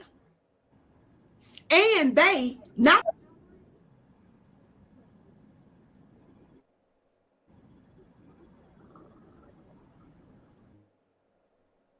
Madam, somebody said you do great research. Thank you, beloved. I know people be thinking because Vicky is all fun and games. Babe, I'm the gal, baby. I'm very serious. Don't play with it. Don't play with it. Don't play with it. Tell them more. Y'all hear that? To operate the program. Did y'all know that? And they, not the federal government, decided who would get those critical benefits. As a result, black-owned farms, unable to compete with the well-subsidized and well-financed white farms, failed dramatically from 900,000, that's almost 1 million in 1930, to 682,000 in 19. Many of the whites used the government money to modernize by buying tractors and evicting black sharecroppers. Somebody say karma. Somebody say karma, baby.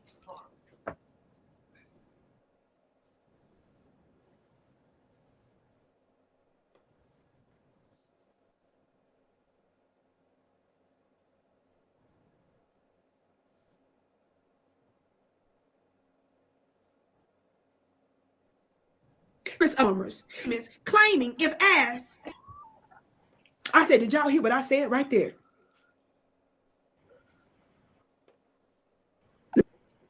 34 years later? By 1964, a study found that every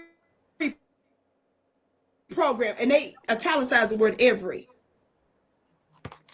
By 1964, a study found that every program, now this is still Jim Crow, y'all, the study found this. So you know that was probably right.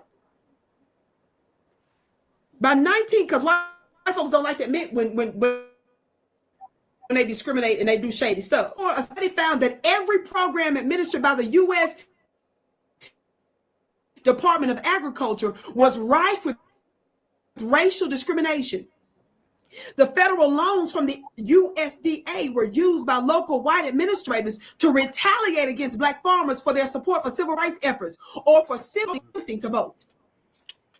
Just before his murder by the United States government, the Reverend Dr. Martin Luther King has shifted his focus from a social and political look at a rural Mississippi church and put land front and center. How many of y'all remember when Dr. King was talking about land and he was talking about reparations and stuff? Well, watch what Dr. King exposed in 1968. Y'all in his church in Mississippi. What did he say? And I'm quoting. What did Dr. King expose in 1968? Y'all listen. Quote, at the very same time that America refused to give the Negro any millions of acres of land in the West and the Midwest, which meant that it was willing to undergird its white peasants from Europe with an economic floor. But not only did they give the land, they built land grant colleges with government money to teach them how to farm. Not only that, they provided county aid to further their expertise in farming. Not only that, they interest rate mechanized farm. Today, many recipients of federal subsidies, but telling the black man that he ought to lift himself up by his own bootstraps. This is what we are faced with, and this is our reality. Now, when we come to Washington in this Poor People's Campaign, the word poor people's is in brackets, because that's what he's referring to. We're coming to get our check. Now, how come every time they talk about Dr. King, now they always talking about he said he want to talk, he want to shake the hands of white people and white. He said we coming to DC to get our check. Somebody put some money in the check. Somebody put some dollars in the check. Let me tell y'all something. A monthly mastermind school. Y'all see the website link that I got pinned up here, keys, and my mother right here, put it in there. I pinned it. Go to my website and join my school today. For the past several months, I've been talking about creating, manifesting out of thin air. Not because y'all don't never hear me talk. The spiritual team has made clear to me that in this new season, the economics are shifting. Mm-hmm. And we better be positioned so that we can shift the economy, the spiritualists. Now, I know y'all want to be over here and act like that you spiritual because you talk about some, well, it ain't all about the money. No, it's not about all about the money, silly. But it is about. But if money is going to make my life better, and if money is going to allow me to be a better asset and blessing to my community, somebody say, show me the money. Show me the money. Unapologetically show me the money. You are a fool if you want to give that up, and at the same time, you sit up here talking about struggle. Is that your Lord and Savior Jesus Christ playing for your life? The devil is a lie. Right. No, I want my money. I want my money. I said I want my money. I want my money. Can't help nobody until you can help yourself, right? And that's what this was about earlier. You ain't spiritual and you ain't deep.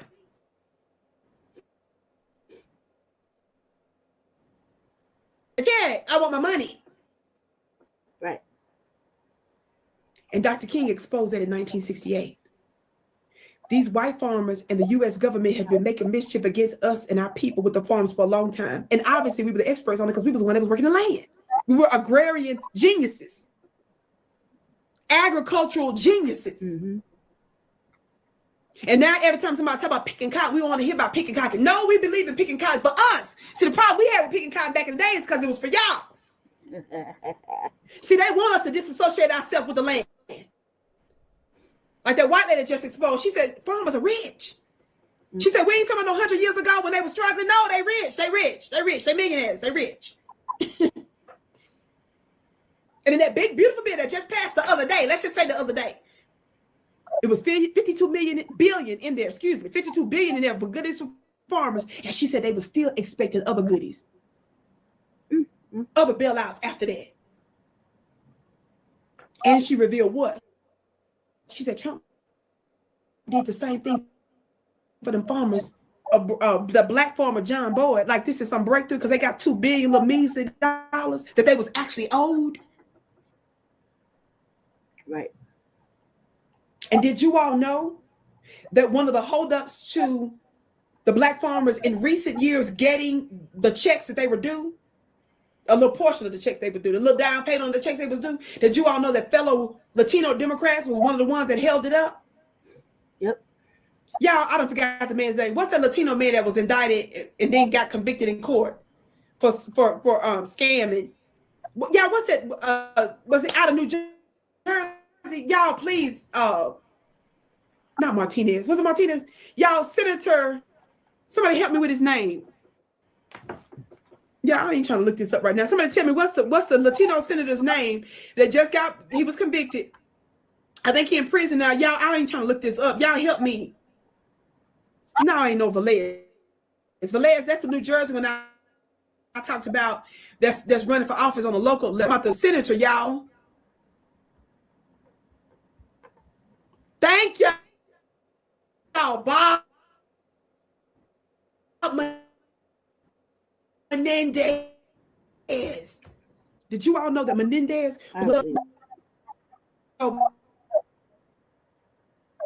Yeah. And Reverend Al Sharpton knew about the shady stuff that was going on. He called Reverend Al Sharpton to make a phone call. And Reverend Al Sharpton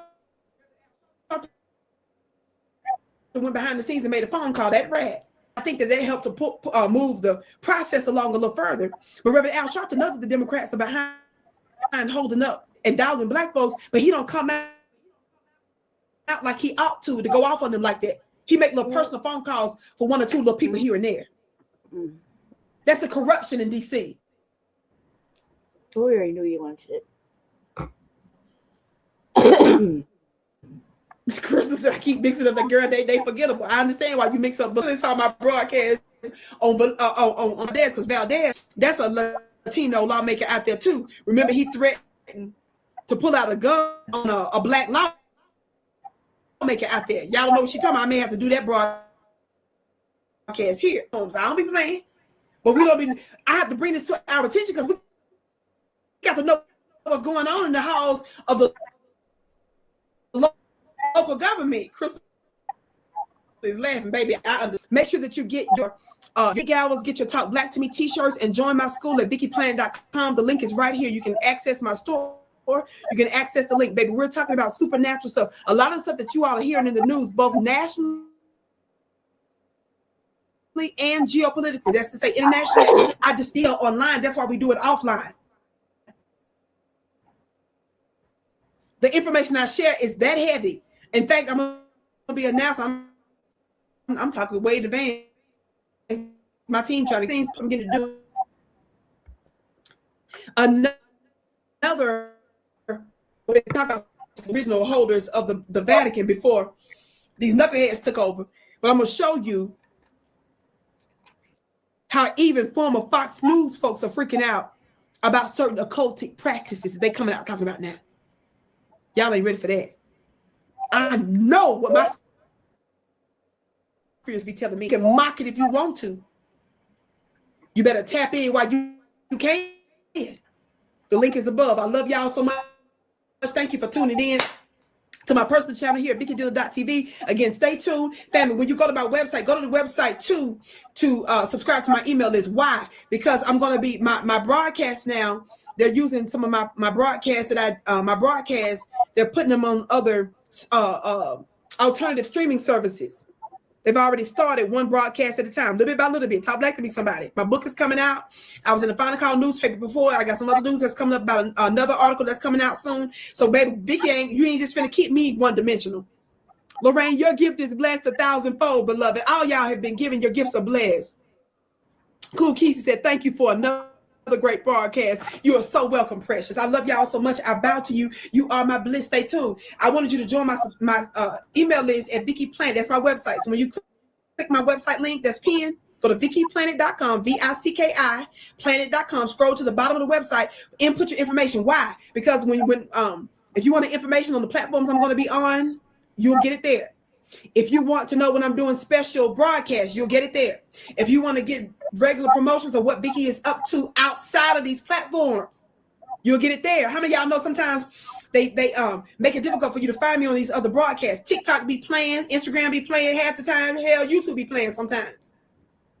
So that we're not restricted. I mean, y'all know we follow the rules on these different platforms. I gotta be able to talk the way I want to talk when I'm doing my private broadcast, when I'm doing my schools and stuff. So tap in, okay? I love y'all so much. I love you back, Miss Lisa. You welcome, precious. I love y'all so much. I can't wait to see you again. All right, get out of this real quick. All right, family. I have to close this out right here because co-host he just said he needed a nap. He's been up busy all day. So this is what we're gonna do. Front Line Blacc News Part 3 will be on tomorrow, our usual scheduled time. I'm not sure if we're having city council or not because they said it's a holiday. It says Indigenous Peoples Day. I was like, what the fuck does that mean? You know what I mean? And does that mean everybody gets to get off? Since everybody's claiming indigenous and shit? Yeah. Just asking for a friend. I'm going to start the revolutionary agenda in about 15 minutes. Ray, unmute yourself. Ray, you probably took a nap too, or where'd you go? Anyway, if you catch this playback, I'm gonna start the RVA in about 15 minutes. I gotta set it all up. Normally he would do that, but he's tuckered out, the little guy. He's just laying down, I guess. Which is cool. I haven't been online in a minute, so which is good. So thank you, little eyeballs. I see you watching me. Thank you for coming through to the Frontline Blacc News. Hopefully you got a little bit of something out of it. It's pretty jam-packed today. We had a whole bunch of conversations. Let me see who's out. Thank you, Randall, for coming through. Thank you, Kurt, for stopping in. Cookiesy, thank you. Crew, Ray, if you can hear me, look for the notification on the. I'll be starting in about like 15, 20 minutes at max. Gotta set this shit up. What else? Let me see who else is in here. Streaming like all over the place. Let me see. I think our hype men are in here too. Let me see. Yeah, scroll up. Okay. Let's see. Yeah. I can't, for some reason, man. It's going to be difficult. All right. See little eyeballs. I see all 4 of you. Thanks for watching. I'm going to start the RVA, the Revolutionary Agenda. If you're not subbed up, go over there and do that if you want to. I'm going to start here shortly in about 20 minutes or so. And that way we can have dialogue. Ray, look for the, let me know when you get on the panel and I'll drop you a link. Yeah, so see you guys soon. Thank you for stopping in, watching part 2, season 5, episode 47, part 2 of the Frontline Blacc News. I'm your secondary co-host, Lady Che, Seduction Dog, Black Villain, whatever. And I'm signing this all out. Stay tuned for tomorrow. And yeah, look for any notifications Jessica got going on. Stay tapped in. Thank you. Stay black, stay dangerous. And see you here shortly. Okay. Let me see.